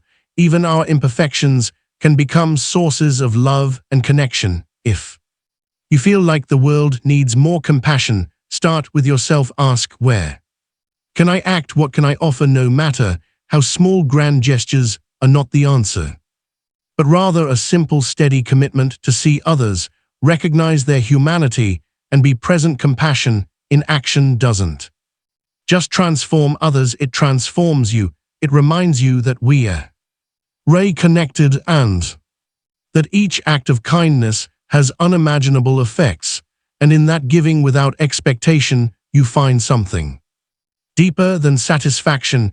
You find the true meaning of being human. Karma is not a judge handing out rewards and punishments, nor is it a precise balance that measures actions with mathematical accuracy. It is an echo, an energy that reverberates through the universe. Reflecting back, what we put out it is the manifestation of universal justice. Principle as profound as it is mysterious, karma invites us to understand that every action and thought carries a seed that will inevitably grow. I recall my initial encounter with the concept of karma. I was young and impatient, seeking simple answers to complex questions. Why do awful things happen to beneficial people? Why do those who cause harm sometimes seem to thrive? I asked these questions with a mix of frustration and despair. The answer I received was not what I expected. Karma doesn't operate according to your timeline or expectations. It's like an underground current, always present, but rarely visible. I didn't understand those words until years later, when life itself became my teacher. There was a time when my ego drove my seemingly harmless choices. There were careless words, broken promises, and moments of indifference toward those who needed support. Back then, I didn't see the connection between those actions and the solitude, confusion, or dissatisfaction that followed. It was only when I paused to reflect that I began to notice the pattern. Karma wasn't punishing me, it was simply reflecting back what I had sown. However, karma extends beyond negative deeds. It is also the energy that multiplies when you act with love, kindness, and compassion. Once, while walking through a park, I saw an elderly woman struggling to lift a heavy bag. I approached her and offered my help. She smiled, and in her gratitude, I felt something unexpected, a quiet, enduring sense of connection. It wasn't a grand act, but that small interaction stayed with me. It was a reminder that even the simplest gestures can and create ripples that return to us in ways we don't anticipate. Karma isn't immediate, nor is it always obvious. Sometimes the seeds we sow may take years, even lifetimes, to yield fruit. This can be frustrating, especially when our minds crave quick results and clear answers. However, universal justice operates independently of human time. It operates from a broader understanding, one that surpasses what we can see. I once heard a story about a farmer who planted a tree that would take decades to grow and bear fruit. His neighbors mocked him, saying he wouldn't live to enjoy the harvest. The farmer replied, "This tree isn't for me, it's for those who come after me." That story taught me that karma isn't always personal. Sometimes the actions we take today create benefits that we may never witness, but that others will. The concept of universal justice encourages us to relinquish the necessity to comprehend the why behind each occurrence. There are moments when injustice seems to reign, when suffering feels senseless. In these moments, karma doesn't ask us to resign ourselves to fate, but to reflect, what can I learn from this? How can I transform this energy into something positive? It is not about accepting a predetermined destiny. It's about recognizing that we always are empowered to choose our response. Karma doesn't force us to repeat the same mistakes. It offers us the chance to learn, grow, and change the pattern. Every conscious action and every kind of thought is a step toward a more positive cycle and a deeper connection to universal justice.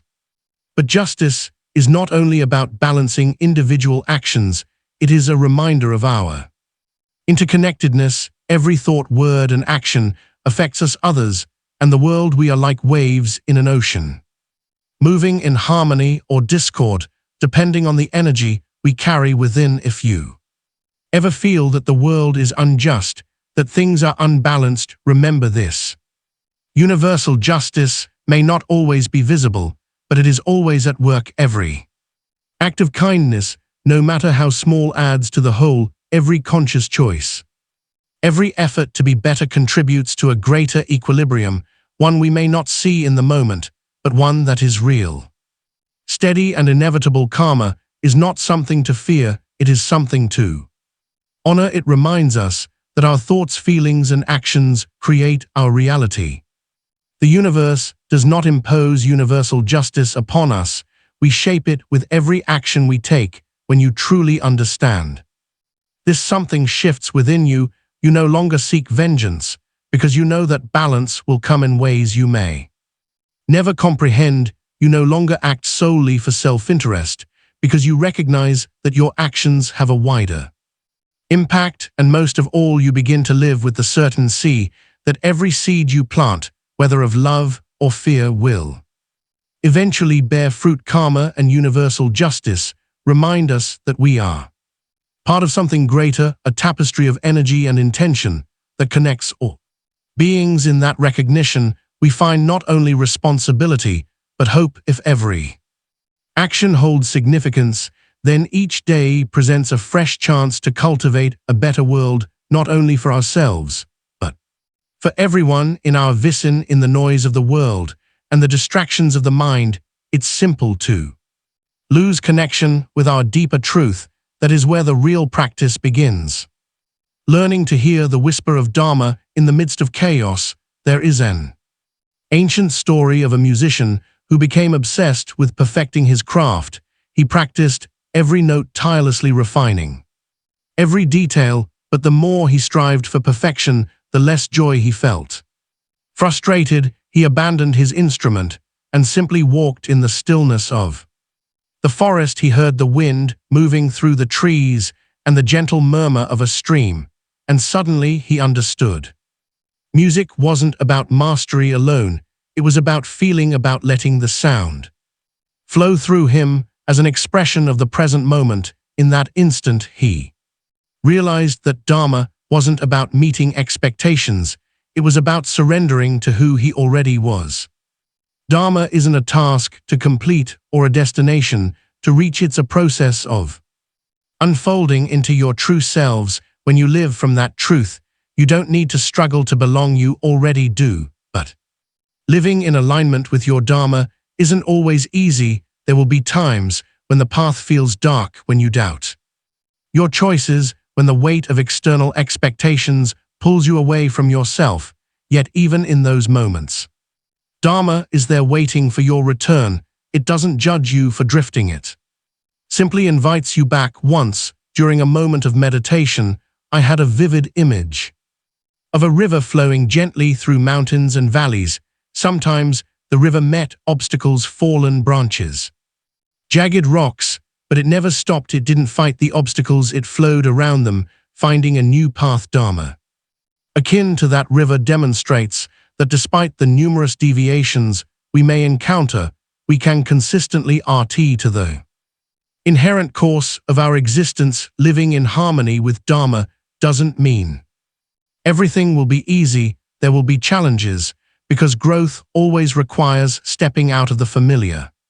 But those challenges are not punishments, they are invitations to deepen your alignment with your truth. Dharma also reminds us that we are not separate from the whole. Every action we take from a place of alignment ripples outward, touching lives in ways we may never see. When we live our truth, we inspire others to do the same, creating a web of connection that expands infinitely. If you feel lost or disconnected, pause. Close your eyes and ask yourself, am I living in alignment with my truth? Am I acting from love, authenticity, and purpose? Listen without judgment. Sometimes the answer doesn't come immediately, but the simple act of asking is already a step toward your Dharma. The power of Dharma lies in its ability to transform even the smallest actions into expressions of greatness. When you live from this connection, your actions become insignificant as long as they originate from your heart. Dharma doesn't define you, it reveals you layer by layer until you remember that you have always been part of something greater, something eternal, something infinitely wise. And loving the world does not impose the call of duty toward humanity, rather it arises from the depths of our being. Our conscience reminds us that we are not alone, and that the impact of our actions extends beyond the individual. It is an act of collective love, an expression of connection to the fabric that binds us all. I remember a moment when this call became clear to me. I was walking down a crowded street, surrounded by strangers absorbed in their own worlds. The air was thick with noise, urgency, and a sense of disconnection. And then I saw a little girl let go of her mother's hand to pick up a piece of litter from the ground. She smiled hell and tossed it into the nearest trash can before returning to her mother, as though she had done nothing extraordinary. That small act, simple but significant, struck me deeply. The girl wasn't thinking about the global impact of her gesture or seeking approval. She acted from a place of pure connection, a quiet sense of responsibility to the world around her. The duty toward humanity isn't about saving the world in one grand act, it's a daily commitment, a series of small choices that together create a greater impact. It involves taking a moment to listen to someone who requires attention. It's sharing what you have even when it feels like little. It's treating every person you encounter with respect, recognizing their humanity and inherent worth. Where does this sense of duty come from? For some, it's born from empathy, the ability to feel another's pain as their own. Others find it rooted in a sense of morality, a commitment to act morally simply because it's right. Fundamentally, this obligation stems from the recognition of our interconnectedness. Where there is no me apart from us, every action and every word create ripples that extend far beyond what we can see. I once asked a teacher how we can fulfill our duty to humanity when the world seems so chaotic, when our small efforts feel insignificant against the scale of global problems. The teacher's eyes calm with the wisdom of countless lifetimes. Met mine, your duty, they said, is not to fix the entire world. Your duty is to be a light in the space you occupy. If each of us did that, there would be no corner of the earth left in darkness. That answer changed me. I realized that duty toward humanity isn't measured by grandeur, it's measured by sincerity. If an act of kindness comes from the heart, it never goes to waste, but fulfilling.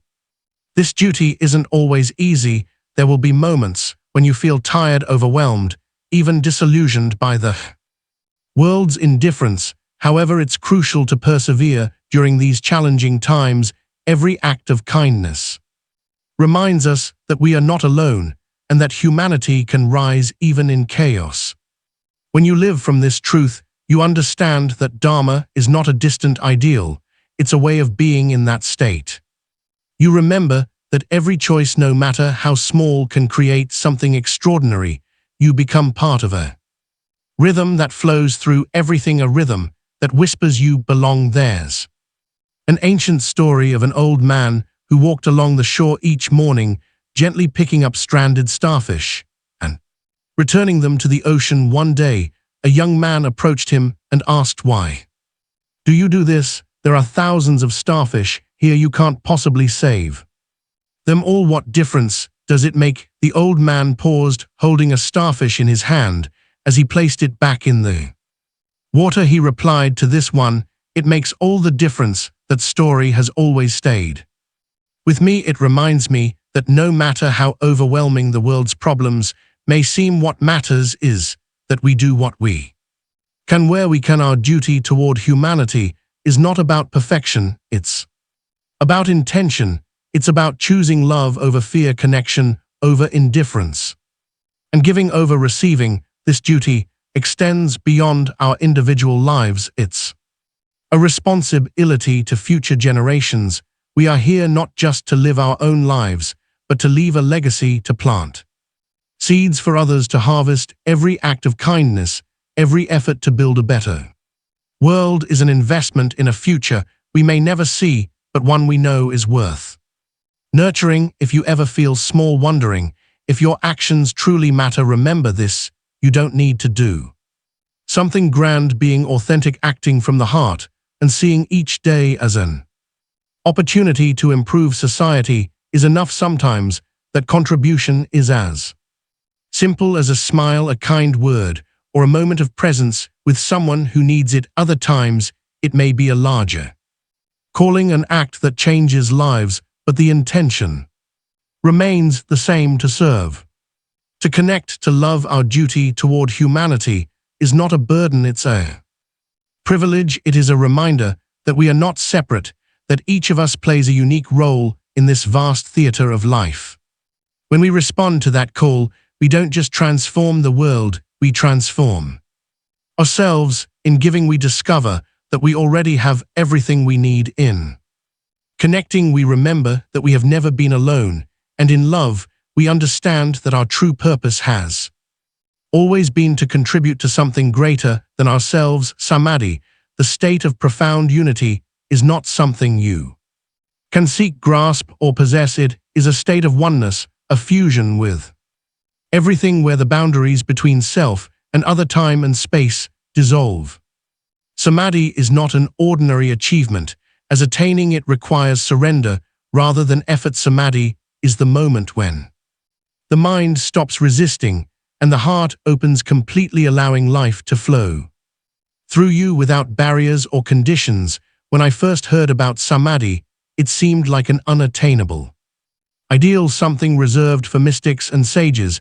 How could one stop being self and become everything? The idea seemed impossible, even absurd, but over time I began to understand that Samadhi isn't something external to pursue.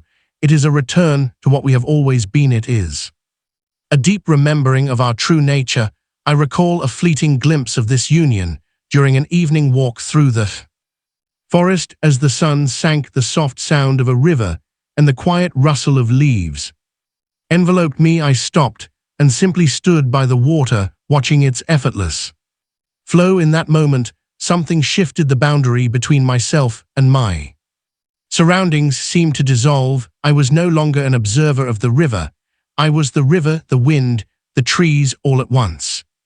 There were no thoughts, no sense of time or identity, only presence. It was brief, but it left a lasting imprint. It wasn't samadhi in its highest form, but it was a glimpse of what it means to be fully unified with everything. Samadhi is not reserved for mountaintops or the depths of meditation. It can be touched in the simplest moments, when we stop clinging to our sense of self and allow life to move through us.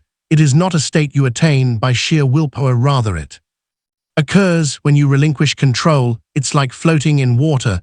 The more you struggle to control your movements, the more you sink, but when you surrender, the water holds you. Reaching this state isn't easy. The mind is conditioned to separate, to label, to divide. This is me, and that is not me. This habit of separation prevents us from seeing the interconnected reality of existence. The practice then isn't to chase samadhi, but to dissolve the inner barriers. It's not about reaching something, it's about releasing everything. You're not her teacher once explained summary to me in a way I'll never forget. Imagine you are a wave in the ocean, they said. For a time, you feel separate, unique, different from the others, but deep down you know that you are not just a wave, you are the ocean itself. When the wave realizes this, it no longer fears disappearing, because it understands it was never separate. That metaphor helped me understand that samadhi isn't the eraser of self,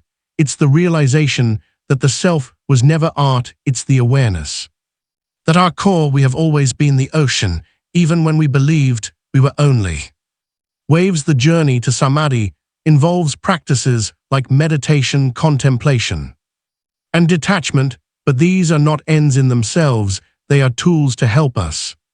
Remember, each time you sit in silence and observe your thoughts without clinging to them, each time you choose love over fear, you are dismantling the walls that separate you from the whole. Samadhi is not an emotional state. It may fill you with indescribable peace. It is not a mental state, though it may bring profound clarity. It is something beyond the mind, beyond emotion, a direct experience of being one with everything, without needing to explain or understand it. Samadhi isn't a static end, it is a doorway to a completely new way of living. When you touch that state, even for an instant, it changes how you see the world. You stop perceiving others as separate from you, and begin to feel a deep connection with all that exists. This realization doesn't pull you away from life, it allows you to engage with it from a place of infinite love and compassion. If you've ever wondered if it's possible to experience this union with everything, the answer is yes, not because it's something you must search for, but because it's already within you. In silence, in surrender, and in the moments when you allow yourself to be fully present, begins to reveal itself. It is not something you achieve through effort, it is something you remember when you stop. Seeking samadhi is the quiet reminder that we have never been separated. Every being, every star, and every leaf on a tree is part of an infinite whole. This realization brings peace and the profound truth that we are the universe experiencing itself, the river, the wind, the whole and the void together. The eternal light of the spirit is as real as your heartbeat, but cannot be seen or touched. It is the divine spark that lives in every being, the unchanging core that remains beyond time, beyond birth and death. It is the essence of who we are, the luminous thread that connects all souls and guides us home. I remember the first time this light made itself known to me. It was not a grand revelation, but a quiet night, dark both in the sky and within me. I felt lost, disconnected, like I was trapped in a tunnel With no exit, I sat in stillness, searching for answers, but my mind was full of noise. Then amidst that internal chaos, something shifted. It wasn't a voice or a vision, it was a presence.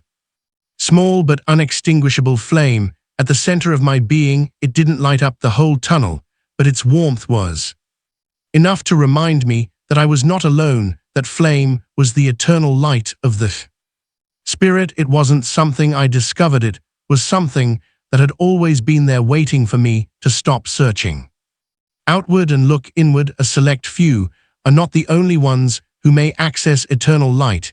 Every soul has a birthright to it. It can be heard in the first cry of a baby, the wind whispering through the trees, a child's laughter, or the tears of a person who is in suffering. It is the motion of the cosmos and the motionlessness that keeps it all together. Therefore, why do we frequently feel cut off from this light? The layers of doubt, fear, and false identities that we erect around ourselves hold the key to the solution. Nothing, not even these layers, can put out the light, yet they can block it out like clouds in the sky. Even when we can't see the sun, it still beams through the clouds.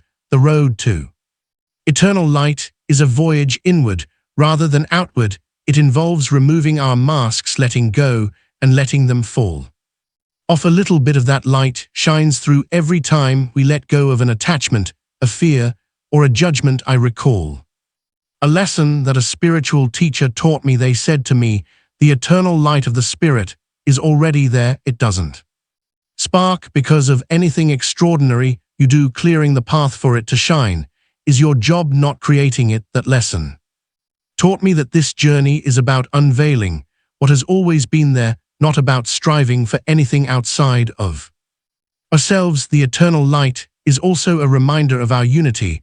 Although we often feel separate, each of us is like a ray of sunlight originating from the same source. When you allow your light to shine, you not only illuminate your own path, you help others find theirs. It is an act of love, not just for yourself, but for all of creation. But living from this light requires courage. It means being willing to face your shadows, to look directly at everything that has kept you in darkness. It means understanding that the light is not at war with the darkness. It embraces it, transforms it. Every shadow you face, every wound you heal, becomes a channel through which the light can flow more freely. I once heard a story about a man who found an old dusty lamp in the corner of a forgotten room. Initially, he mistook the lamp's lack of shine for a broken one, but as he began to wipe away the layers of dust, the light emerged, illuminating everything around him. The man realized that the lamp had never stopped shining, it had only been covered. We are like that lamp. The light within us is waiting for us to clear away the dust, the doubts, the fears, the limiting beliefs. We cannot extinguish the eternal light because it is infinite and unchanging. It is a reminder that even in our darkest moments, we are more than our circumstances. We are more than our stories. We are that eternal spark, that unbreakable connection to the divine.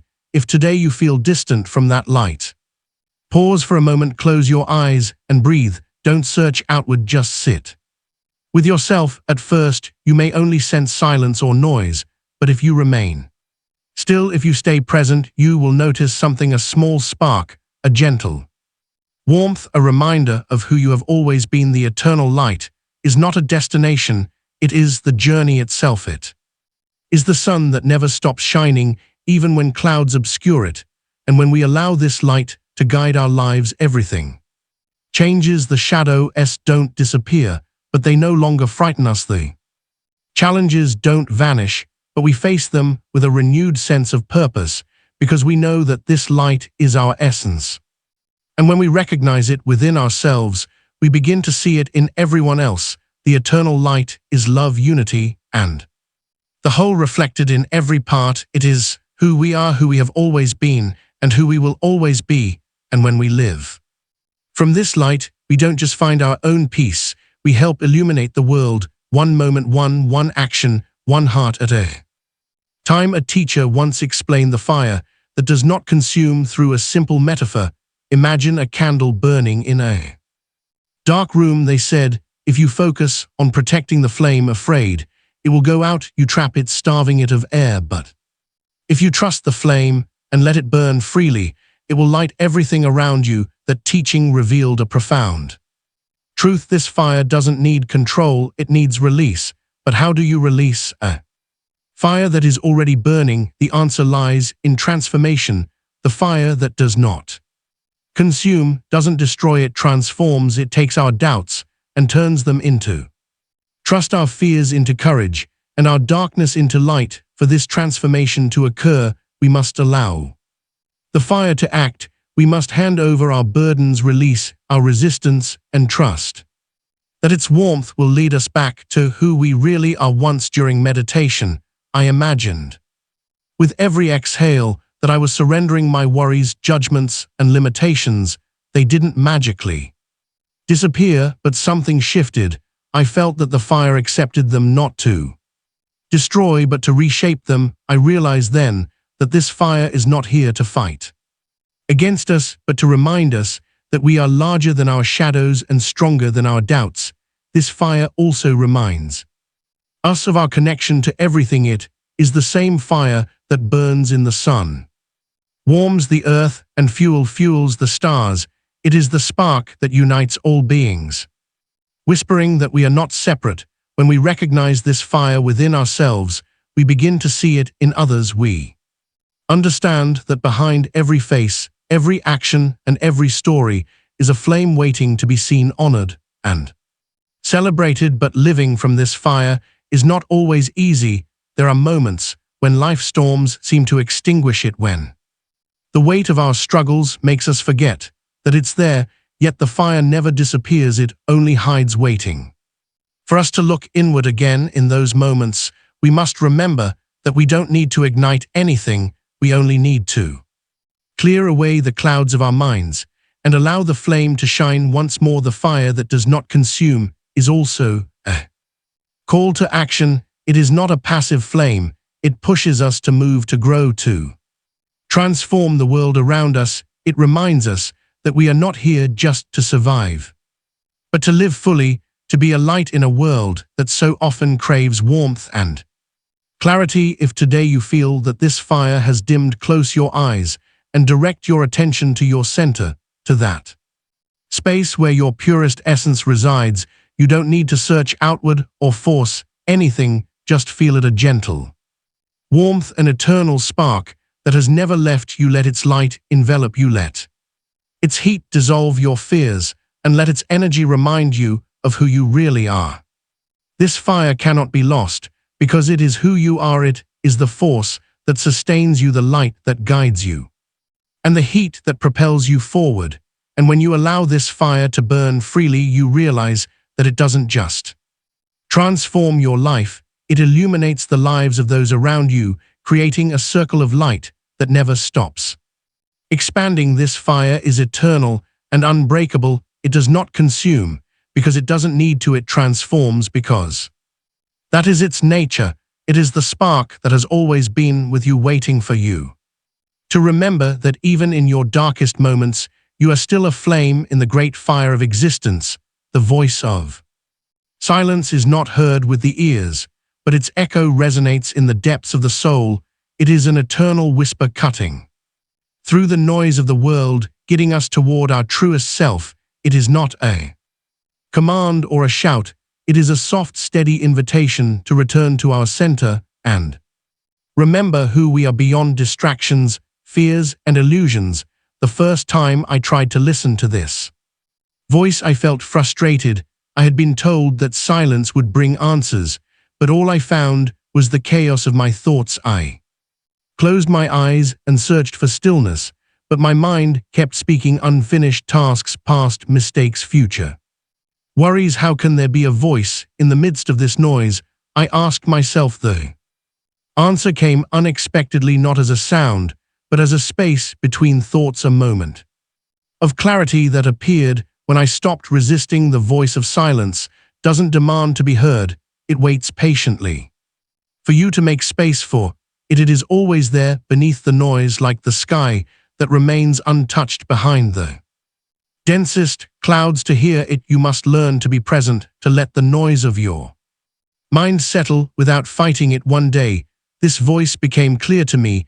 I had wandered through a forest, my heart full of questions and doubts, hoping for some external sign to guide me. I sat by a river, exhausted, and simply watched the water flow, and then something changed. Not with words or dramatic revelations, but with a deep peace, a quiet understanding that everything was as it should be. The voice of silence doesn't give answers in the form of words, it offers clarity in the form of presence. It doesn't tell you what to do, it reveals what you already know deep within. It reflects your inner truth, connecting you to the part of yourself untouched by fear, ego, or doubt. Listening to this voice requires practice. In a world filled with noise, both external and internal, it is easy to lose ourselves in distractions, but silence is not something we find, it is something we allow. It is the space that emerges when we stop filling our minds with unnecessary thoughts and surrender to the present moment. When you listen, you realize that your actions are no longer driven by fear or insecurity, but by a profound connection to what truly matters. You become more present, more conscious, and more capable of living and acting from a place of love and authenticity. And in that silence, the fire that does not consume begins to shine brighter, guiding you not only toward yourself, but toward the world, one steady flame at a time. The voice of silence does not impose answers, it simply reminds you that the answers have always been within. It is not an external source, but a reflection of your own inner wisdom. In that quiet reminder, you find something deeper than answers. You find peace, clarity, and a sense of purpose that does not depend on external circumstances. If today you feel lost or overwhelmed by the noise of the world, take a moment to pause. You don't need a special place or a complicated technique. Just close your eyes, breathe, and allow yourself to feel everything as it is. Without judgment, without resistance. At first, you may hear nothing but the hum of your own thoughts, but that's okay. The voice of silence is patient. It will wait until you're ready to listen. Nirvana is not a distant place or an end you reach after years of searching. It is a state of fullness within emptiness, a deep rest from the endless cycle of desires and attachments. It is supreme liberation, not because it signals an ending, but because it leads you back to your origin, to an existence unburdened by conditions, a peace that does not rely on anything external. I first learned about nirvana as the extinction of suffering and the transcendence of the self and the world. Though beautiful, those words felt distant and abstract. How can you encounter something that transcends the intellect and defies linguistic expression? The answer, I later learned, is not in understanding nirvana, but in experiencing it, even if only for a moment. Life often feels like an unending wheel. We chase happiness in things, in people, and in accomplishments, but each time we believe we've found it, it disappears like sand through our fingers. This cycle of desire and frustration is what we call samsara, the prison we build by clinging to what is fleeting, by identifying with a self that is constantly seeking satisfaction. The key to understanding nirvana is realizing that suffering doesn't come from the external world, it comes from our relationship with it. Pain doesn't bind us, our resistance to it does. Pleasure doesn't trap us, our attachment to its permanence does. Liberation begins when we release attachment and resistance. I remember a lesson life offered me when I was facing a major loss that felt like it would consume me entirely. For weeks, I fought the pain, tried to overcome it, ignored it, and escaped it. But one day I stopped resisting. I let the pain be. I looked at it without trying to change it or make sense of it. At that moment, something shifted. The pain didn't vanish, but it no longer controlled me. It was as though I had found a space beyond suffering, a quiet place where everything simply was. That space was a glimpse of nirvana. It is not the denial of life or its hardships. It is the transformation of how we relate to them. It is the recognition that, at our core, We are already free, though we've forgotten that freedom by identifying with our stories, desires, and emotions. Nirvana is not the absence of everything, as some fear. It is the absence of what binds us. It is the fire that burns without consuming. It is the light that shines without needing the dark. When you reach that state, even briefly, you realize you need nothing to be whole. You already are whole. You are already peaceful. But the path to nirvana is not easy. It requires letting go not through forced renunciation, but through deep understanding that nothing external can define or complete you. It requires observing the mind, understanding its patterns, and releasing the constant craving for more that keeps us trapped in samsara. A teacher once explained nirvana to me with a simple but powerful metaphor. Imagine you're holding a rope tightly, trying to control what's on the other end. Your hands grow worn and wounded, but you keep gripping it because you believe letting go means losing. Nirvana is simply letting go of the rope and realizing you never needed to hold it in the first place. That teaching showed me that nirvana is not something to achieve because it isn't outside of us. It's something we remember when we stop clinging to what we are not. Supreme liberation is the ability to fully experience the world without being enslaved by its highs and lows. It is seeing suffering, pleasure, joy, and pain for what they are, passing experiences that do not define our essence. It is living with our feet grounded in the earth and our hearts rooted in the infinite. There is an ancient story of a monk who attained nirvana while walking through a bustling marketplace. He wasn't meditating in a secluded cave or practicing extreme austerity. He was simply present, observing the noise, the movement, and the life around him. At that moment, he stopped resisting the chaos and saw the harmony behind it all. I learned from that story that nirvana is not exclusive to isolated moments. It can be found in the midst of noise, activity, and life itself if we learn to look from the right place. Nirvana ends suffering because it ends our identification with what makes us suffer. It reveals that we are not our stories, our emotions, or our possessions. We are the awareness that observes the stillness beneath it all. And when you touch that truth, even for an instant, something within you changes forever. If today you feel weighed down, as though the chains of samsara are too strong, remember this: nirvana is not a place you must reach. It is a state that already exists within you. You don't need to search outward or struggle to attain it. You need only to release, to trust, and to allow your true nature to be revealed. Supreme liberation is not an ending. It is a beginning. It is a return to what you've always been: infinite peace, unshakable freedom, and a profound connection to all that is. When you allow yourself to experience that truth, even for a moment, you discover there is no greater gift, no greater purpose than remembering that you are already whole. Our teacher once explained the journey back into the world with a simple metaphor. The lotus grows in the mud but remains unstained. Its roots are embedded in the earth, yet its flower opens toward the sky. That image stayed with me, teaching me that no matter how chaotic or complicated our surroundings may be, we can choose to live from a place of purity, truth, and connection. Returning to the world is also an act of humility.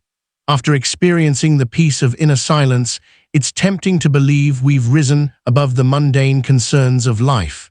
But that thought is a trap of the ego, a subtle attempt to separate the spiritual from the earthly. The true return means recognizing that we are not above anyone else. Spiritual awakening doesn't isolate us, it deepens our connection to humanity.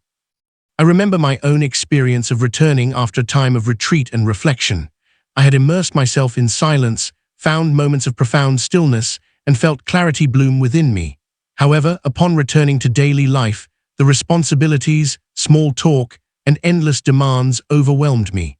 At first, it felt as though I was losing everything I had gained, as though the noise of the world was drowning out the peace I had found. With time, I realized that silence was meant to teach me how to listen to the world despite the noise. Returning to the world does not mean abandoning the spiritual path. It means living it fully. Any interaction, decision, or moment can be turned into a meditation, a prayer, or an opportunity to remember and share our true selves. There is a story of a wise teacher who, after years of meditation in the mountains, returned to his village. The people gathered around him, expecting profound teachings and extraordinary gestures. Instead, he began working in the fields, helping with daily tasks and listening to those who came to him. When asked why he wasn't teaching grand truths, he replied, "My life is my teaching. Every small action is a chance to live the truth." That story reminded me that returning to the world is not a grand task. It is an ongoing act of presence and authenticity. It is bringing silence into the noise, letting the peace we've found illuminate our path and others. If today you feel weighed down by life, as though the demands and noise are pulling you away from what matters, remember this: returning to the world is not an interruption of the spiritual journey. It is its culmination. It is not about finding peace in isolation, but about being peaceful where you stand. It is not about waiting for a perfect moment, but about acting with love and truth in the present one. Returning to the world is an act of love for humanity. It is understanding that even though we have touched eternity, we are still part of this world. And in that connection, in that service, we find true fulfillment. There is no greater purpose than remembering who we are and helping others remember the same. The world doesn't need perfection, it needs authenticity. It doesn't require grand gestures, but small acts of love carried out with intention. When we live with that understanding, returning to the world stops being a burden and becomes an opportunity to be a bridge between the earthly and the divine, to bring the light of truth into everyday life. Silence into the heart of noise. To enter the heart of noise and remain silent within it is to become a living expression of a truth that never fades. Selfless service is not sacrifice. It is surrender, a release of the ego into something greater. It is the purest form of love, given freely without transaction or expectation. It does not seek applause, gratitude, or recognition. It flows from the heart simply because that is its nature. At our core, we are not separate. In serving another, we serve ourselves. I remember the first time I truly understood this. I was helping someone through a difficult period in their life. My intention seemed pure. I wanted to ease their burden, but quietly, without noticing, I began to expect something in return.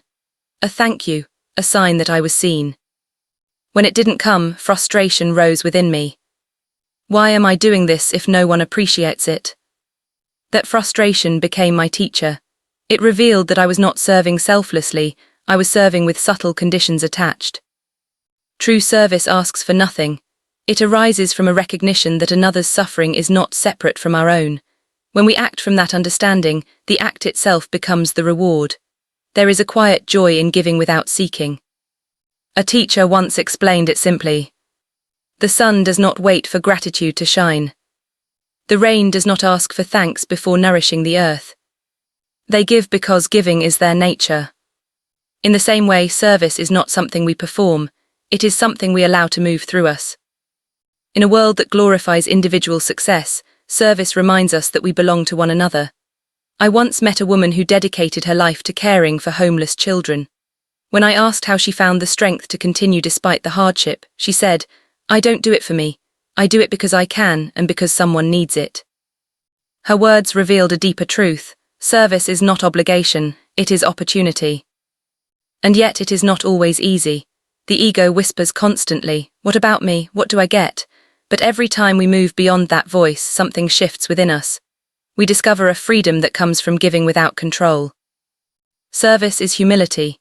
It is recognizing that we are not superior to those we help, we are simply channels for something greater. And in giving, we receive, though rarely in the ways we expect. The world is not transformed by grand gestures alone, but by countless small acts done with love. Service is not loss, it is remembrance. In offering yourself to others, you return to your truest nature and find a peace no reward could ever equal. The wisdom of the heart. There was a moment in my life when the wisdom of the heart spoke with unmistakable clarity. I stood at a crossroads. My mind, logical and practical, pointed toward the safer path, but beneath the reasoning there was a quiet whisper. "This is not your way." At first I resisted, How could the heart know more than the mind? Yet the more I rationalized, the more restless I became. Finally, I stopped arguing and listened, not with thought but with presence. And I knew. I could not explain it, but it felt undeniably true. The wisdom of the heart is not loud. It does not compete with mental noise. It is like a still river beneath turbulence, waiting patiently for us to notice. We often mistake it for emotion, but they are not the same. Emotions are reactions shaped by fear, desire, memory. The heart's wisdom is steady. It is a knowing that emerges when we release what we think we know. A teacher once described it this way. The heart is like a lake. When wind disturbs the surface, you cannot see the depths. But when the water is calm, clarity returns on its own. We do not need to create wisdom. We need only to become still enough to recognize it. The heart also connects us in ways the mind cannot. While the mind divides and judges, the heart recognizes shared humanity. I once tried to help a friend in pain by offering advice. Nothing changed, but when I simply sat beside him, present, silent, open, something shifted. He did not need solutions, he needed presence. The heart does not require eloquence, its power lies in being. And yet, following it requires courage. The heart rarely chooses the most comfortable path, it chooses the truest one. There is a story of a traveler who reached a fork in the road. One path was wide and well lit. The other was narrow and disappeared into a dark forest. Something within urged him toward the uncertain way. Though it was difficult, it led him to unexpected beauty and profound lessons he would never have found otherwise. The heart does not seek comfort, it seeks truth. If today you feel lost in thought, pause, place your hand over your heart. Breathe, ask, what do I know beyond what I think? The answer may not come in words, but it will come as direction, as certainty. The heart is not a mystery to solve, it is a truth to embody. Beneath the world's noise, an inner guide is always present. When we follow it, our lives align with something deeper. And in living from the heart, we become light for others, not by trying to shine, but by simply being. The infinite paths. The spiritual path has no beginning and no end. It is an endless unfolding, a rhythm of learning, stumbling, rising, and remembering. Even when we feel lost, the path remains. Looking back, we see the marks of fear, courage, confusion, clarity, but we also notice something constant, a quiet presence that carried us through every season. Some call it spirit, some call it love. It is not outside us. It is who we are. A teacher once told me, the path is not something you find, it is something you create with each step. Those words changed everything. We do not need to see the final destination, we need only take the next step. The journey is not linear. There are pauses, detours, regressions that teach more than progress ever could. Each phase holds its own lesson, its own beauty. The key is presence. This journey asks us to release control, not in defeat but in trust. Letting go is not weakness, it is understanding that we are part of a greater flow. When we stop gripping, we are not lost, we are carried deeper into ourselves. If the road feels uncertain today, remember, this breath is enough, this step is enough.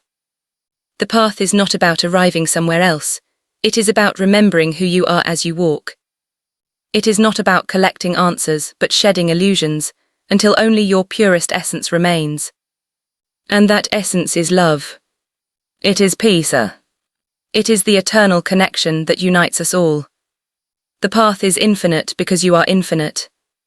Beyond this body, beyond this lifetime, the journey continues, carrying every lesson, every act of love, every spark of light you have gathered. There is no final ending, only deeper understanding. And when you walk this path with compassion, with courage, and with an open heart, every step becomes sacred, a living expression of eternity itself.